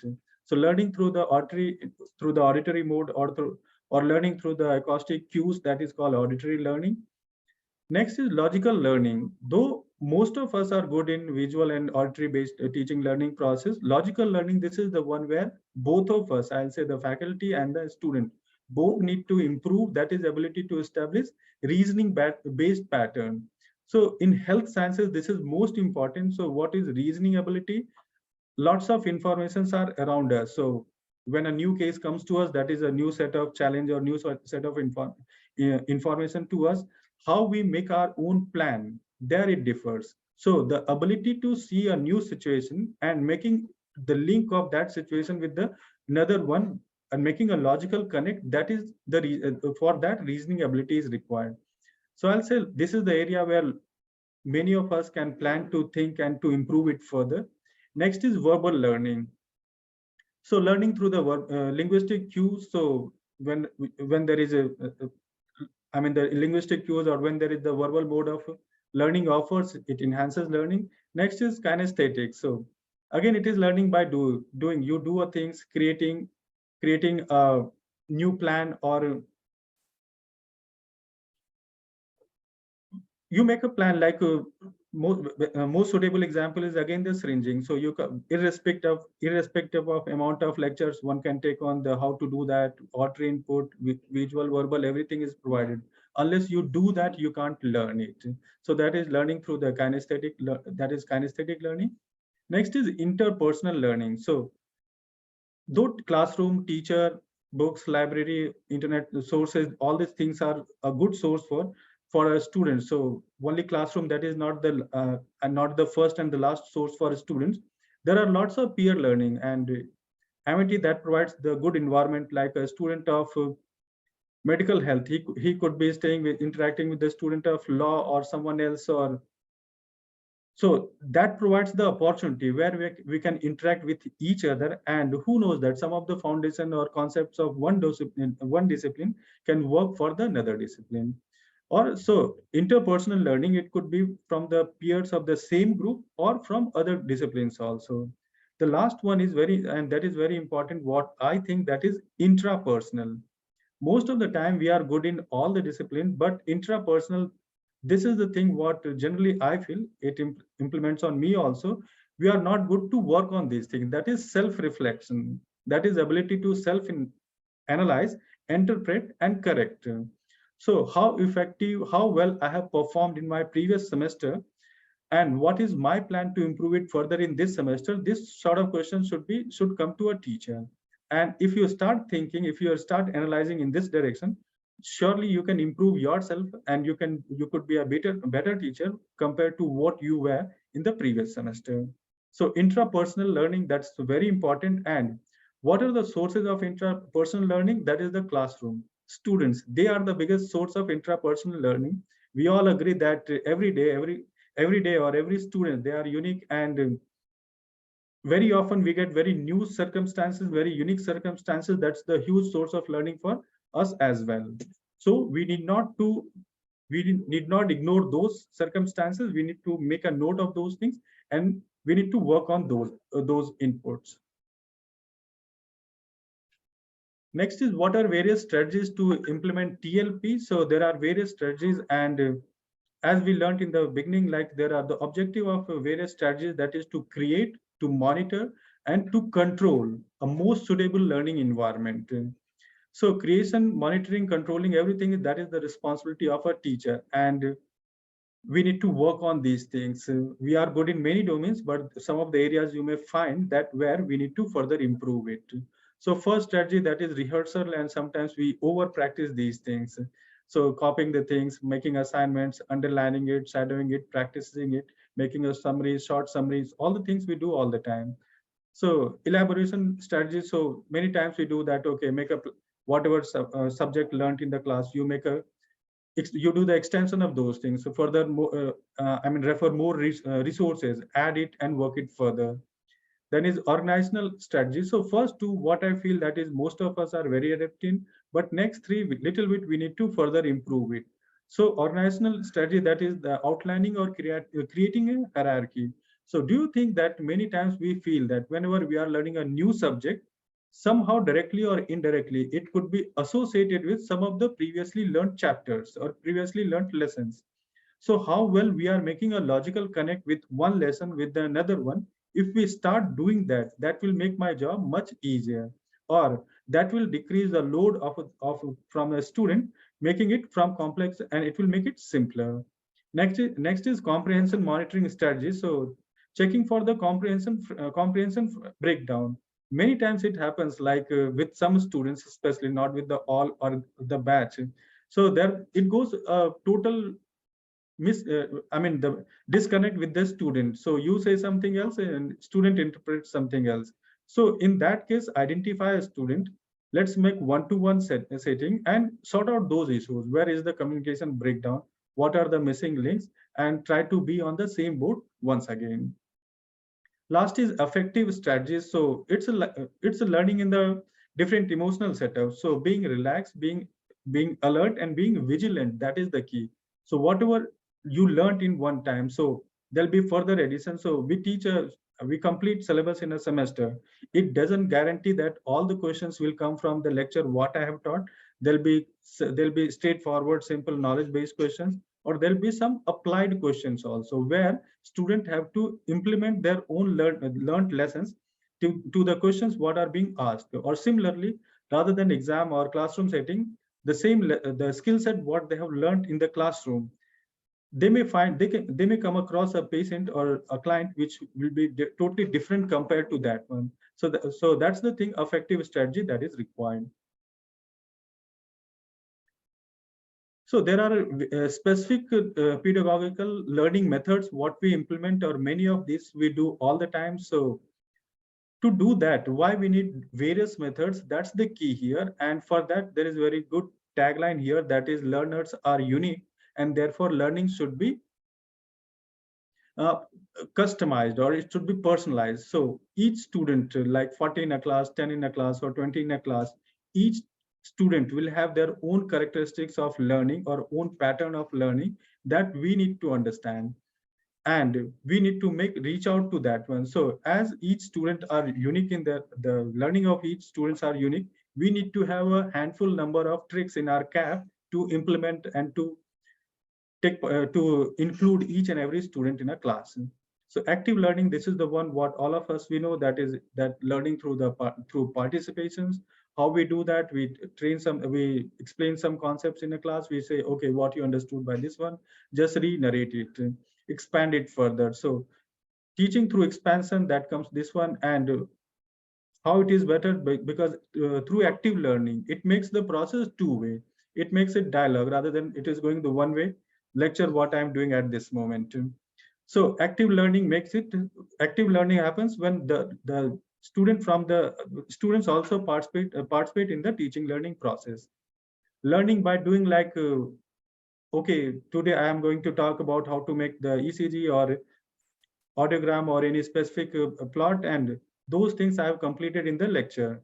That is halfway done. The another half will be doing the same thing in the lab, doing the same thing in the practice, and letting them do. That is the best way to ensure learning. Collaborative learning, we know that it is when they are doing in a group. So peer learning, that's the very important in an academic setup, and this we'll do from day one to day end in the academic setup. So it's not necessary that you are the master of each and everything and you need to know each and everything from the beginning, but there'll be specific skill set where your colleagues, they will have the upper hand. So why not to learn from them? So that's the reason collaborative learning that is required.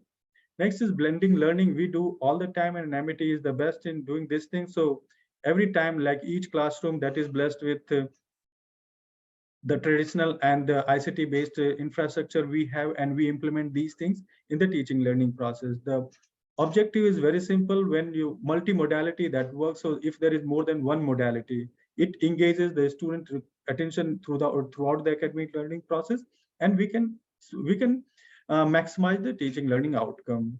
Next is problem-based learning, and this is most relevant in the health sciences, because each and every case, how we define health, like anything away from the normal circumstances, or if any situation which is letting person go from the normal circumstances, so it brings some problem. Once a person has some problem, we need to find out the things, do the assessment, make a plan, do the intervention, and do reassessment.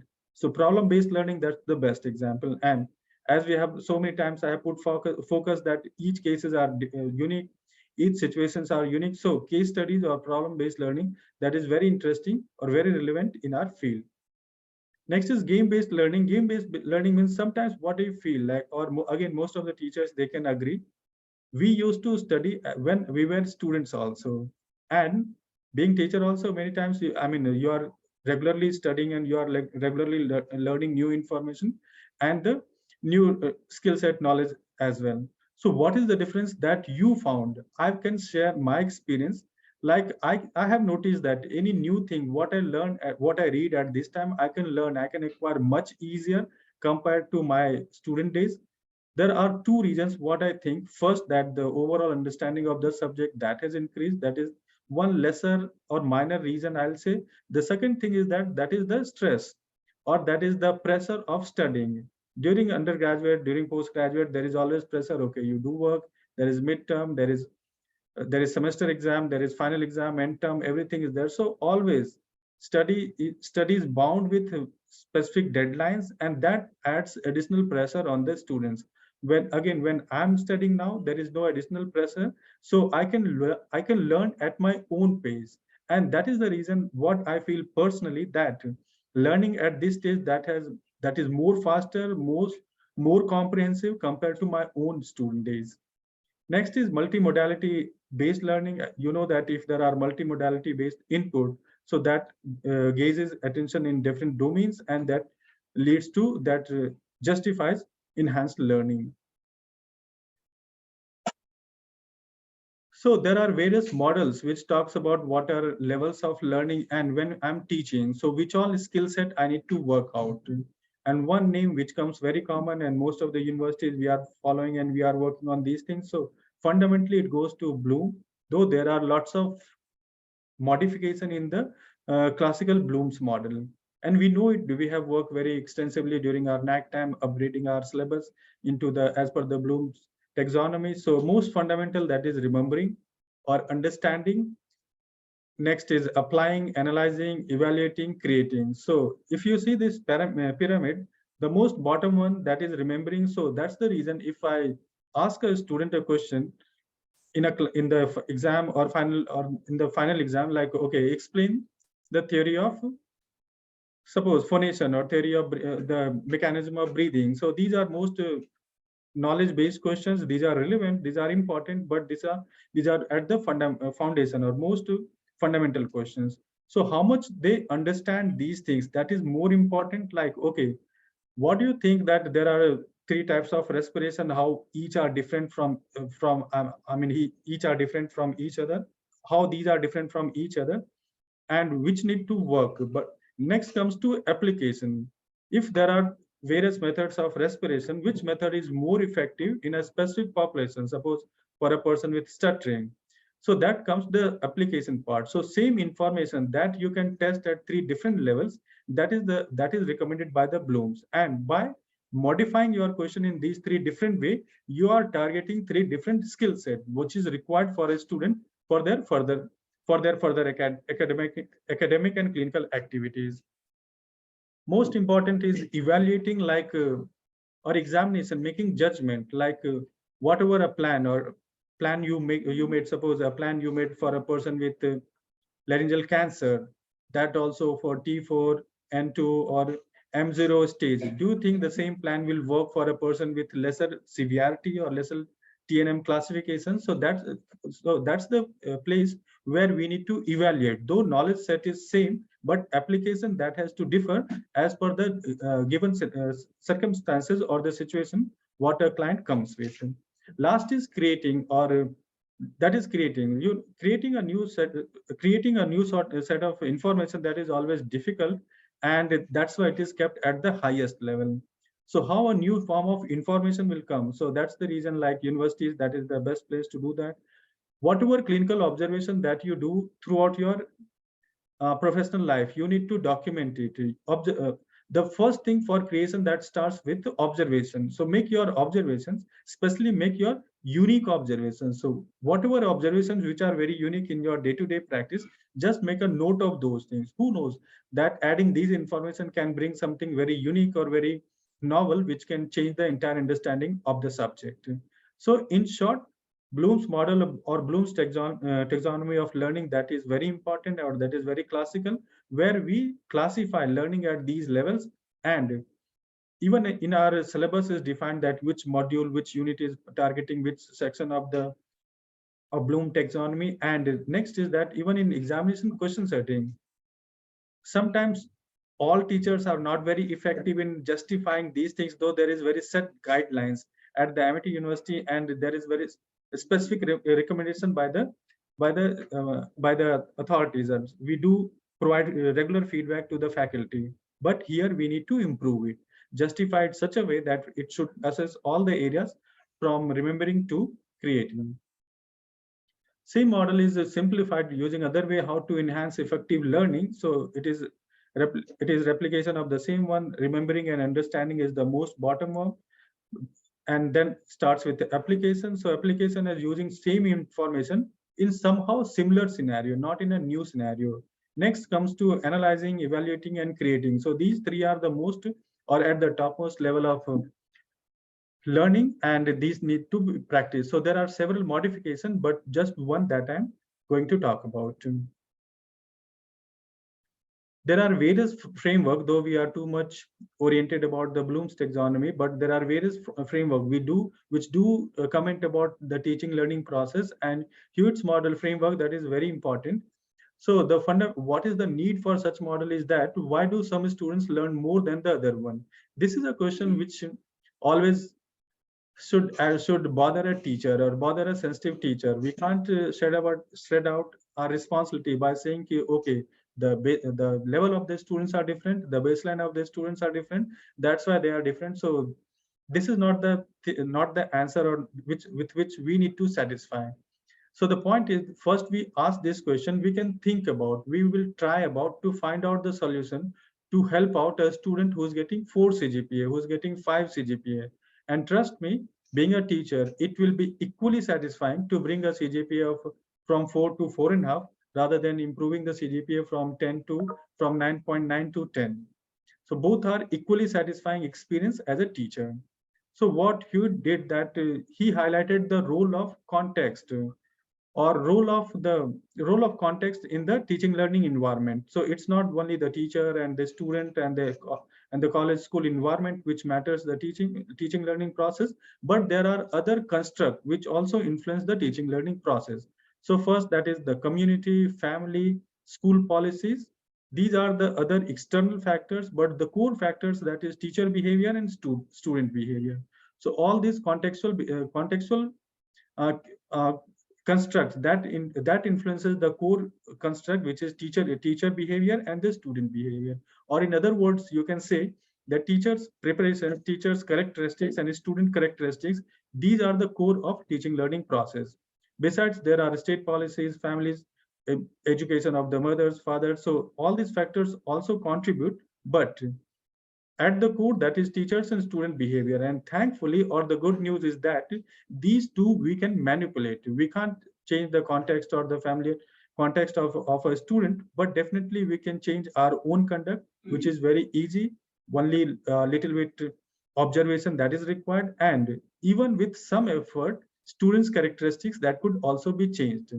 We need to, how to do that? First, again, we need to make a connect with the students, letting them understand, letting them know that what we are trying to do and how it is going to change them. And the most important incentive for these things is that is student achievement. This is very obvious that every student, those who are enrolled in the academic institution, everyone wants highest student achievement, or every student wants highest achievement. So when objective is very clear, there is no point that we can't do it. Only barrier is that making a connect, making the conscious effort and letting them coming together. That's the key here. Same model has been further revised that there are these four domains, that is leadership, school climate, supervision, teachers' behavior. These are the 4 domains which are interlinked, which influence each other. And finally, the role of these 4 are on the student behavior, and which ultimately enhances student achievement.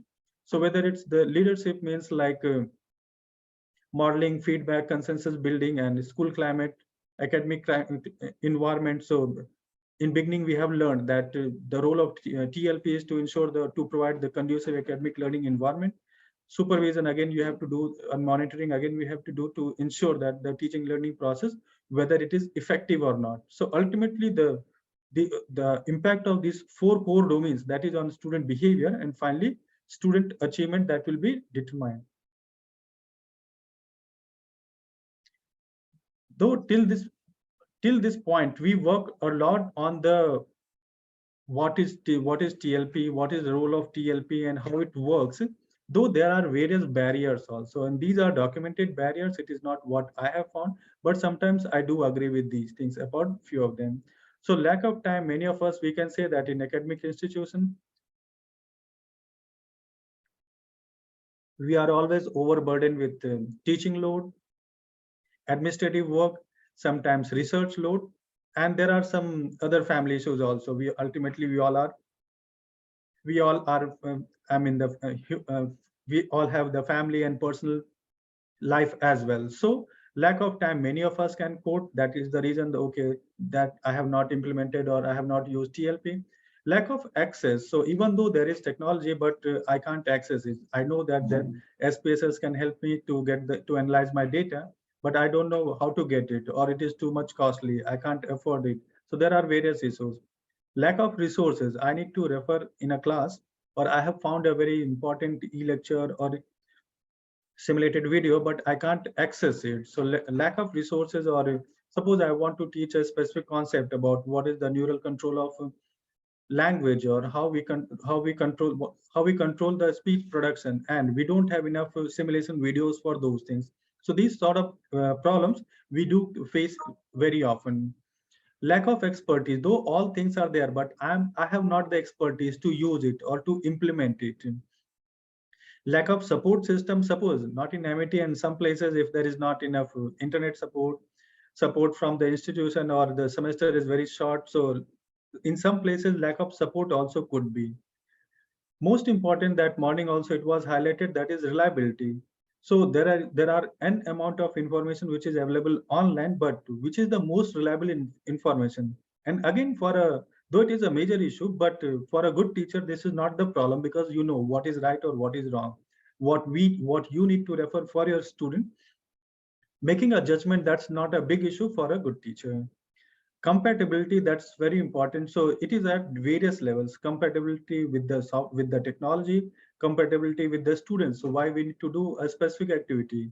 Sometimes student may say, sir, use the conventional method, I'm okay there. So I need to convince them, okay, how it adds extra information and how it is not a waste of time. It is I'm to the syllabus itself, and how it is augmenting to a lecture what already I have taken in a class. Last is digital competency. So this is very important enough. Again, like to do all the things, a digital competency, that is very important. And thanks to the universities, like to do that, FDP, that is essential. And to know these lots of, I mean, at Amity University also, there is a series of FDP which is going on, and the previous FDP was on the digital competency itself. How to do a research, how to make a manuscript, how to enhance how to target the potential high impact journal. So all the things, there are various sources to enhance your digital competency, including FDPs. So there are various barriers, but in enablers, I have made a short list. The reason is that digital competency again is required. All the enablers could be countered with just one domain, that is willingness. If you have willingness to access, you can overcome all the barriers. So even out of 3, I'll focus just one, that is willingness to access. In this time, there is lots of such a resourceful situation, or I'll say technology enabled environment. We are in this era. We should be thankful and we should think how blessed we are compared to our ancestors, or the academic scenario 30 years before, 40 years before, when there was no technology. Those who are a little bit senior, they know that even in those days, doing SPSS also, all the things were not there. So manually they used to do. And even when this laptop computers came, before this, all the thesis, they used to type it, and lots of error it used to happen during typing. Best example, that is doing references in a research paper or in the thesis dissertation all the times. Doing manually, that is guarantee that many places, irrespective of your best of the practice, you may end up doing or leaving some error. Those things are controlled with the help of technology, and we should thank that researchers or people or academicians, they have worked very hard to give us the legacy to these things, and that we need to learn, and this we need to pass it to the ongoing students and the future students. advancement, there are various advancement in the TLP process, and many of us, we know these things, we do practice also. There is only point is that to increase the proportion, to scale it up, and to think about how well it could be customized to a specific subject in a specific classroom. So smart classroom, we know that it's irrespective of the blackboard or the whiteboard. So the thing has transformed to the smart classroom, where everything you can demonstrate, you can highlight, you can show the videos, and you can engage the students. Next is simulation classes. So there are lots of things, especially like CPR training you have to do to the nursing students. So what better will be than simulation? So do it simulation, and how much pressure to apply, how much force to apply. So all the things one can learn using simulation things. E-learning, that's the thing. There are lots of e-learning or e-videos, e-lectures, or very short lectures for a specific process. So role of teacher is to identify. See, all the things, can we make a class where all videos are played in one day? That is not relevant. That will not gauge the students. So think about what is lesson plan for a day, what is your teaching goal for a particular day, and identify 1, 2, 3 videos which are very relevant to the topic what already you have covered. So anyway, you can start, show the video, then demonstrate, or demonstrate first, show the video. That is up to you, whichever way it works for you.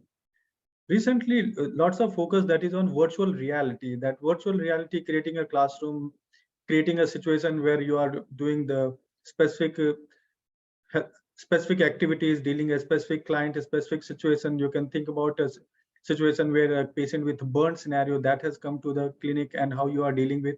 So there are, in virtual reality, making a situation which are close to the clinical situation, that has become much easier, and this is going to be the future of teaching.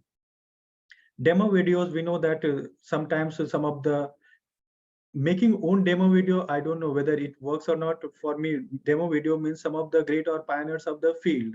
So if there is something, any videos like this that can make a sense to the students, so I will try those things, or which are very, very groundbreaking, or which are very informative. So those I should use.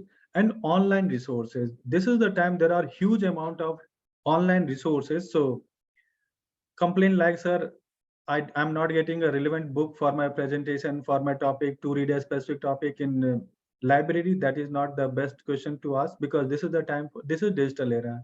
There are e-books which are available, there are e-resources, there are online journals, online books. So there are plenty of resources which are available around us.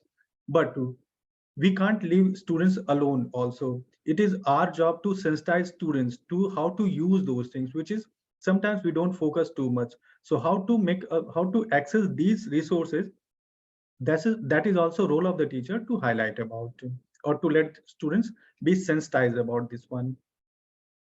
Recently telehealth, which has come to practice, and not only during COVID, it was there even pre-COVID era, but COVID has done a great boost to the telehealth, like teleassessment, telemedicine, telerehabilitation, and telecounseling.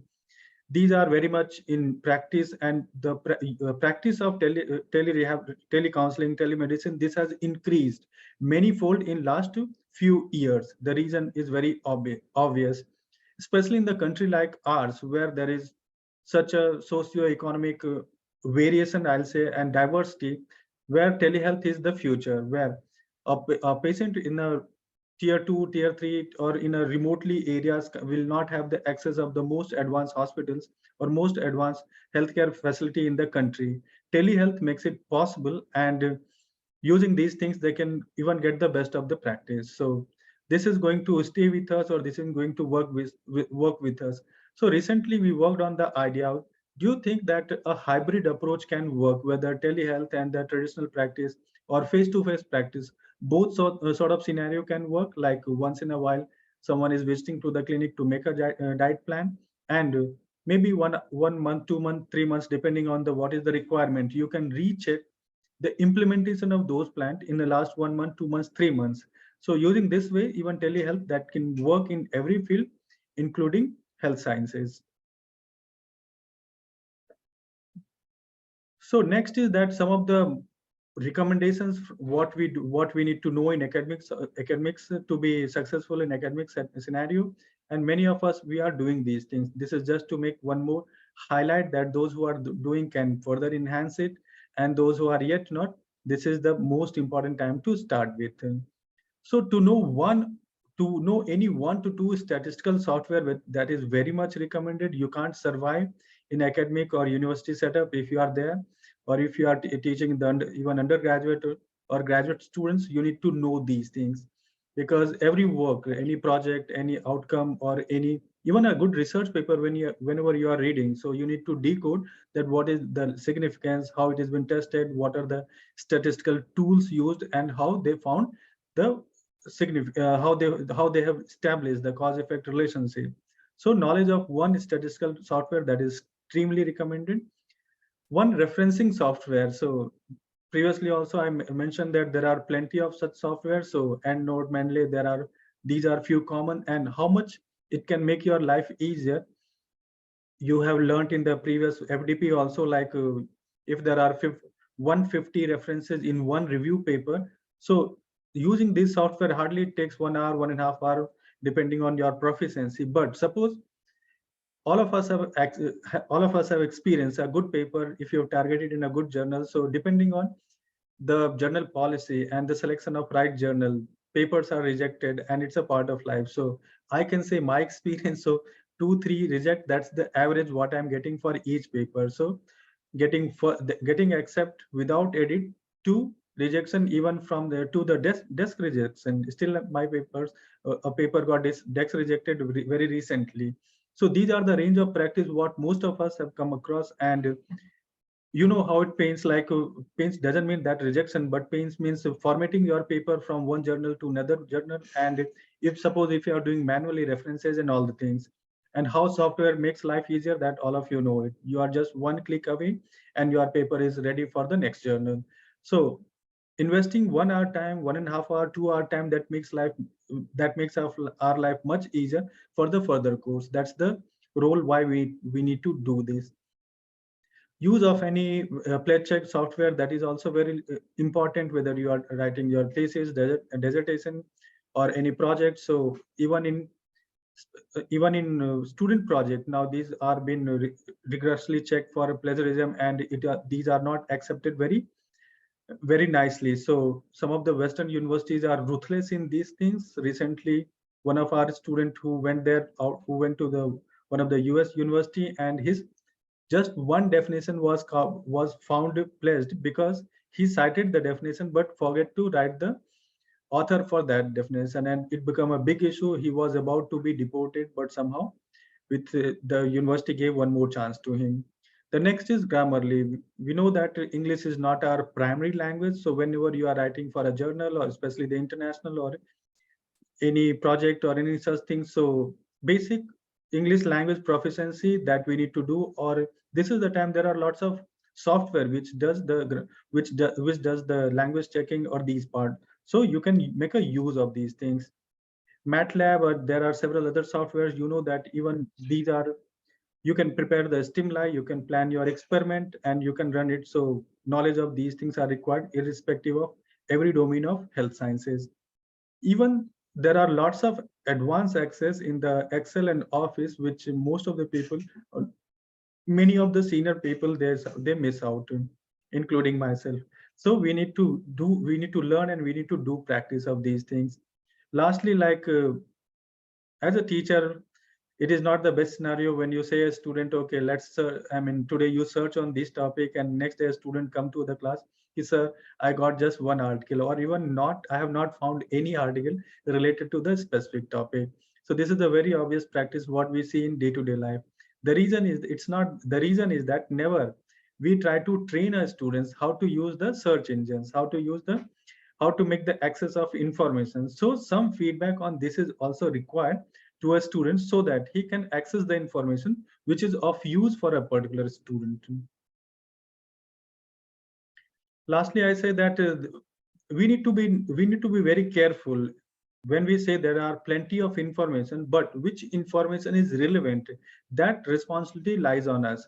So if you type a topic, and there'll be plenty of information, either Google Scholar, that will provide to you, but which information I need to process, That's why I say it's the consumer of the knowledge. So knowledge is there, what I'll consume, that I need to be very specific about. So this, that any annual based or laboratory based, or these are not these are research, but at the level of evidence, these are at the bottom one.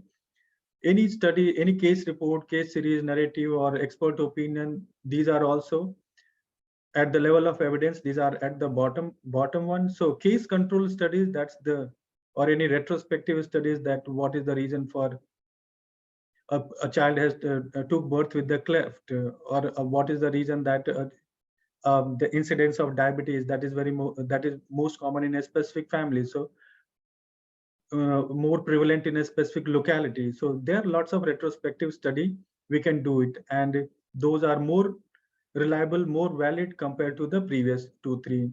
So this is the time for RCT, what most of us we know. So randomized controlled trials or experiments. So just two things what makes an experiment RCT compared to other, that is the manipulation of variables and the availability of control group. So if these two things are there, your experiment will be at the higher level, and the level of the outcome of your evidence, outcome of your research, that will be rated higher compared to the previous or bottom up types of research. But at the top, that is meta-analysis and clinical practice guidelines. You know that what is meta-analysis or systematic review. So in this, a general consensus will be developed based on the n number of research done in a specific field on a specific topic. So meta-analysis or clinical practice guidelines or clinical protocols, these are developed based on the number of systematic review or meta-analysis. So these are at the level of evidence, these are at the topmost. So what is my point to say that whenever you are going to select a source, find out that your set of information lies at which level.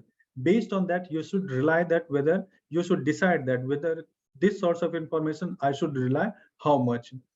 When it's very misleading, so plenty of information that is also misleading, and that leads to some confusion also. So in this way, we need to be careful in making our decisions. Next, that is the EVP or evidence-based practice. So this is the time, especially in health sciences, EVP that works.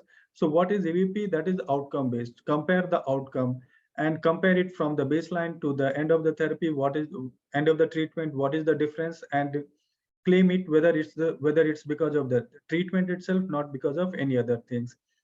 So identify a problem, find the best evidence for asking the question. Okay, let's find out a person with some specific disorder. So a person who is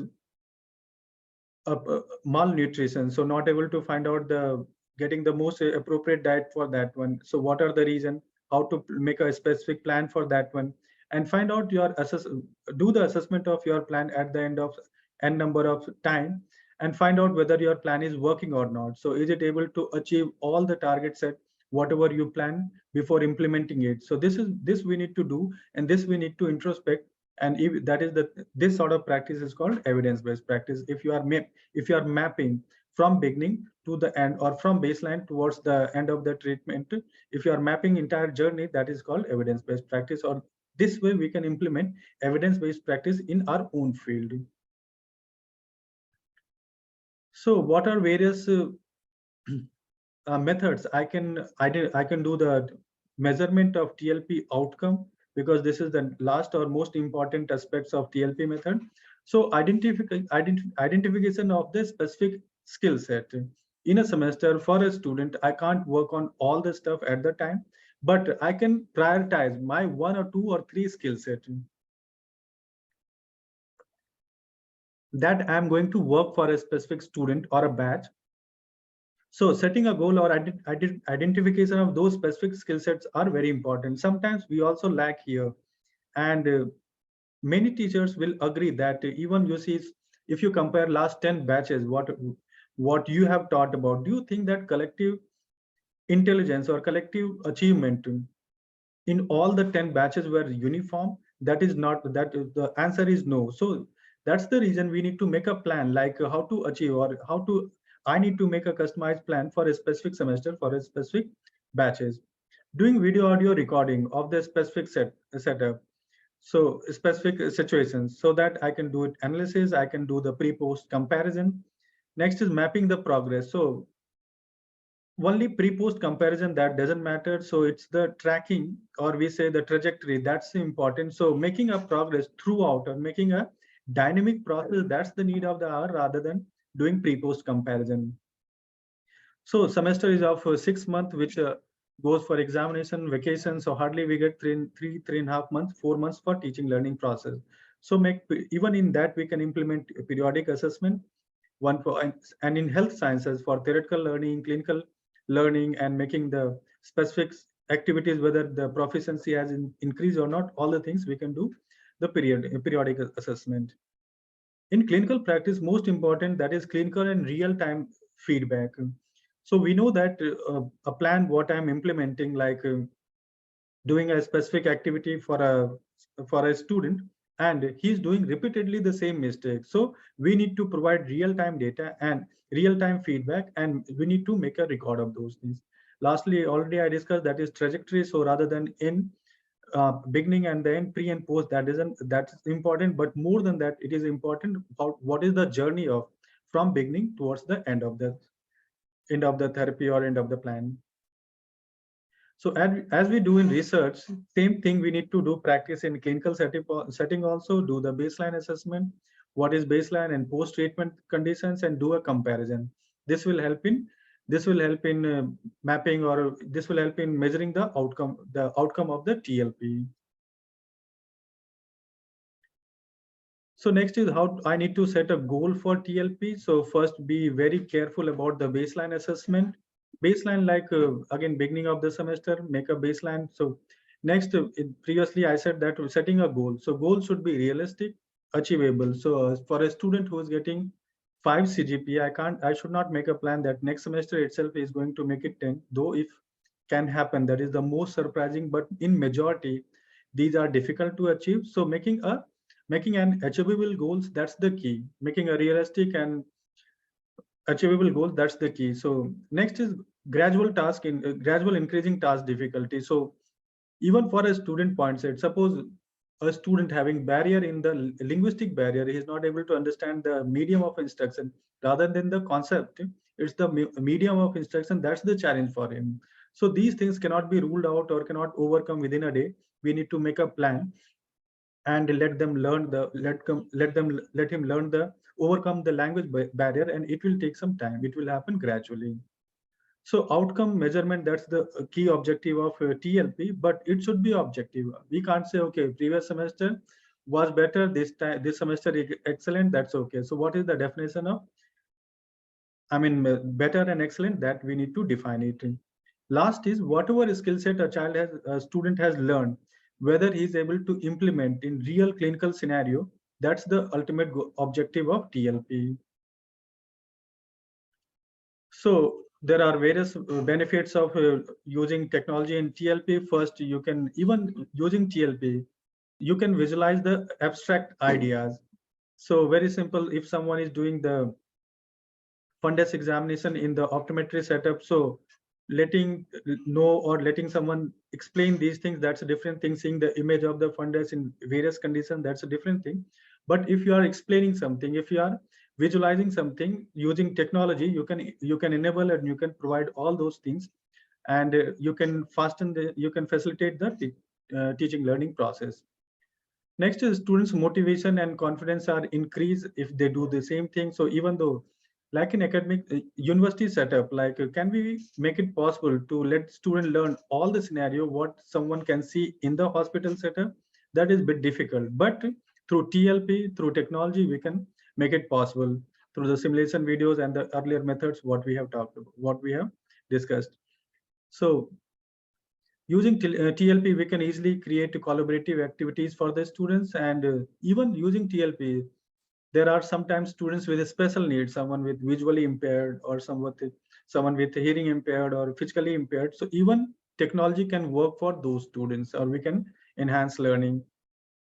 Retaining attention or interest of the students, that's very much important. You can't teach unless student is involved in the class. So technology can help you to retain the attention and interest of the students. And finally, you can enhance the students' academic achievement using technology. So based on these things, I have some of the recommendations I can say based on my teaching learning experience or with the experience of the teachers with whom I have interacted or the feedback what I have received from my own students. So there are, you can set one goal, and for that one goal, multiple tasks you can do it. So what is my goal in this semester? To enhance clinical competency, to enhance, suppose CGPA also. It's not good to be critical about CGPA system all the time. This is also important, and this is also very important indicator of the teaching learning process. And there could be one activity for multiple goals also. So this you need to plan it, and you need to formulate it for this based on your subject and the demand of the demand and requirement of the subject what you are going to offer. Next is stimulation facilitation. You know it, like teaching one thing one time doesn't guarantee that every child will understand. So you need to teach and train same thing again and again every time and multiple times, using various methods, using various modalities. So you don't know that which method will make sense to which student. So, but one thing is sure that every student will learn at their own pace, and each modality will make a connect with some set of students. That is very sure. Next is gradually we need to increase the task. Next is and this is very important, that is learner-centered approach. Many of time when we teach, that is teacher-centered approach. Teacher-centered approach means, okay, I'll teach unit 1, unit 2, unit 3. I'll go in this manner. I have my own plan of action, which I have used in previous semester. I'll go in the same way. Sometimes it's good. The merit is that it is more structured. It is tested. It has worked before. So these are the advantage. But the problem is that is making the connect, retaining the attention or interest. That is the problem. So why not to all the classes, but some classes could be planned such a way where it is learner-centered approach. It means like very simple. What sometimes I do in my own class, like suppose we have attended a conference. Next day, every students they are in the nostalgic of the same conference, and do you start teaching? They are still in the previous days itself. So let's start with the things. Okay, a simple conversation things like who all attended a conference, what paper you presented, what was the question asked to you, and what are the feedback. Let's start working from there itself. You make sure that you are still stick to your own syllabus, your own subject, but what are their conversation? Pick one or two things which are relevant to your own topic, and let's work it there. So if you are using this sort of approach, that is learner-centered approach, and one thing is sure, by doing these things, you can retain, or you can retain the attention and the interest of the students, and student will be more involved. They will be more participative.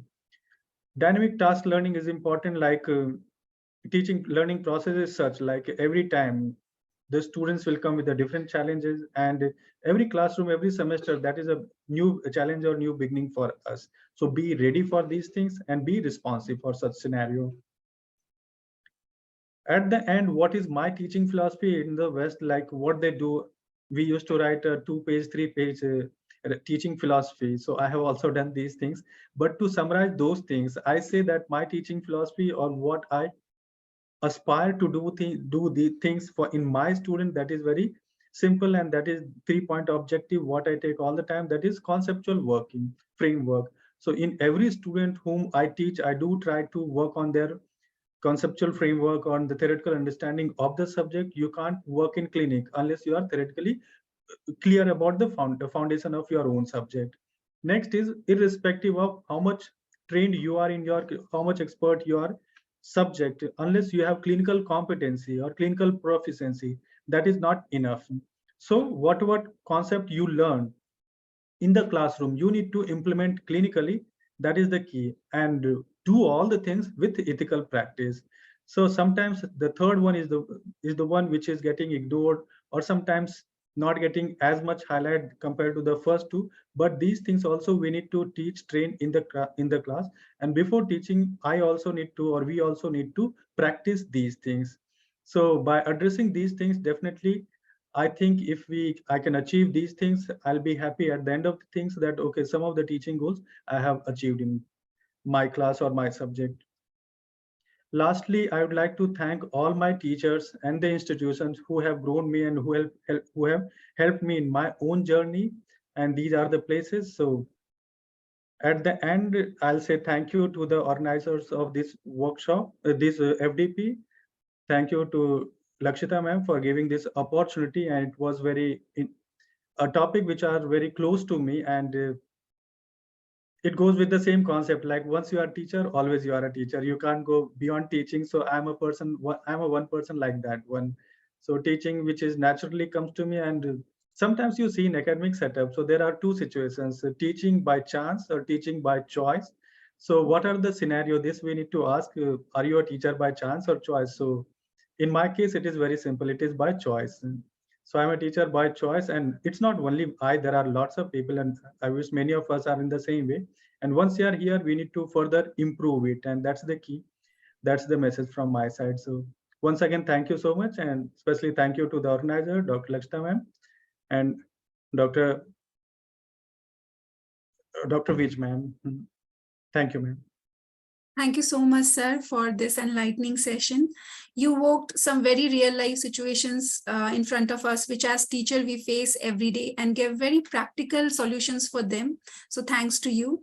And you also elaborate these technical aspects of teaching and learning in very simplified manner. And I hope each and every participants of our got benefited by this informative session today. Now this session is open for question and answer. And if any participant has any doubt or query, you can put it in the chat box. I think we have one question in the chat box. Thank you, Dr. Vijay, for such a wonderful and elaborate session on teaching and learning processes. So thank you once again to be a part of this FDP. Thank And you so much, ma'am. the participants can ask their questions. There was one question from Mr. Dhananjay.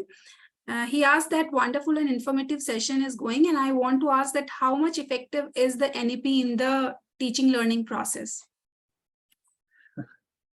How much effective is NEP in the teaching? I will take question in the reverse way, that okay, how using TLP, the scope of practice has been focused in NEP. So the recent focus that is more on in the NEP, that is the practical aspects, or teaching as the whole, or enhancing the skill set. So even in the various models you have seen it. So apart from to ensure teaching learning process, it's not only the student teacher, it's the policymakers also, that time to time we need to revise it. And there are a huge exercise done before implementing the NEP, and they have taken feedback from all the stakeholders across all the domains, so that address all the things. So NEP definitely, yes, that teaching learning process to facilitate or to enhance teaching learning process across all the domain, that has been addressed in NEP, and that is the highlight. That is the reason that lots of appreciation from all the stakeholders that has been put forward about NEP in general. I hope Mr. Dhananjay got his answer. And there's one more thing he wanted to ask, that how still adapting of good TLP by teachers is interconnected with the bad feedback given by the students. So it's something, if we are giving our 100% and if students are not giving good feedback, then what to do? I think he wants to ask that. Here, one thing is that I don't like the bad word. So I'll say realistic. Being a teacher, I should analyze whether it's the realistic feedback or non-realistic feedback, genuine feedback or not genuine feedback. Sometimes being a teacher, we feel offended if the feedback doesn't goes in my own way. And this, I will also admit, it happens with me also. But that should happen for a moment. The next moment, you should erase your thought, you should take it positively. And whatever a student writes, are you going to entertain each and every feedback without analyzing it? I talked about rationalized thinking. I talked about logical connecting. So any feedback, whatever any student is giving, first promote this situation, whether a feedback should come to you, and you should be open for the feedback. If feedback comes to you, then only you can analyze which is realistic, which is not realistic. Suppose I'm making a student suppose I'm strict about the class that 9:30 it starts, 9:40 I'll not let anyone enter in the class. So this is strict ones. One can say, sir, 9:40, why 9:40? Let's make it 9:45. But I'm very particular that by doing this activity, what goals I'm going to achieve it. It's not that reducing and increasing or reducing the number of attendance. It's more about inculcating the concept of discipline in my own students. That's the skill set what I aim to aspire it. So once you aspire higher, so don't be bothered too much about that. I'll say positive or negative feedback, not the good or bad feedback. So be open for those ones. First, promote feedback. Let the feedback come. Analyze it rationally, whether it is good or bad, whether it is implementable or non-implementable. This all you need to take a decision based on the merit of the feedback. Thank you so much, sir. That was very philosophical answer, I think, of this question. Okay, so now at the end of the day one of FDP, I request every participant to fill the feedback form and quiz and assignment form and submit it till the end of the day. The e-certificate will be provided to those students only who will fill both the forms and submit on time. So with this, I thank everyone for their active participation. And I hope to see you everyone all tomorrow for witnessing more and more of informative sessions like this. Thank you so much.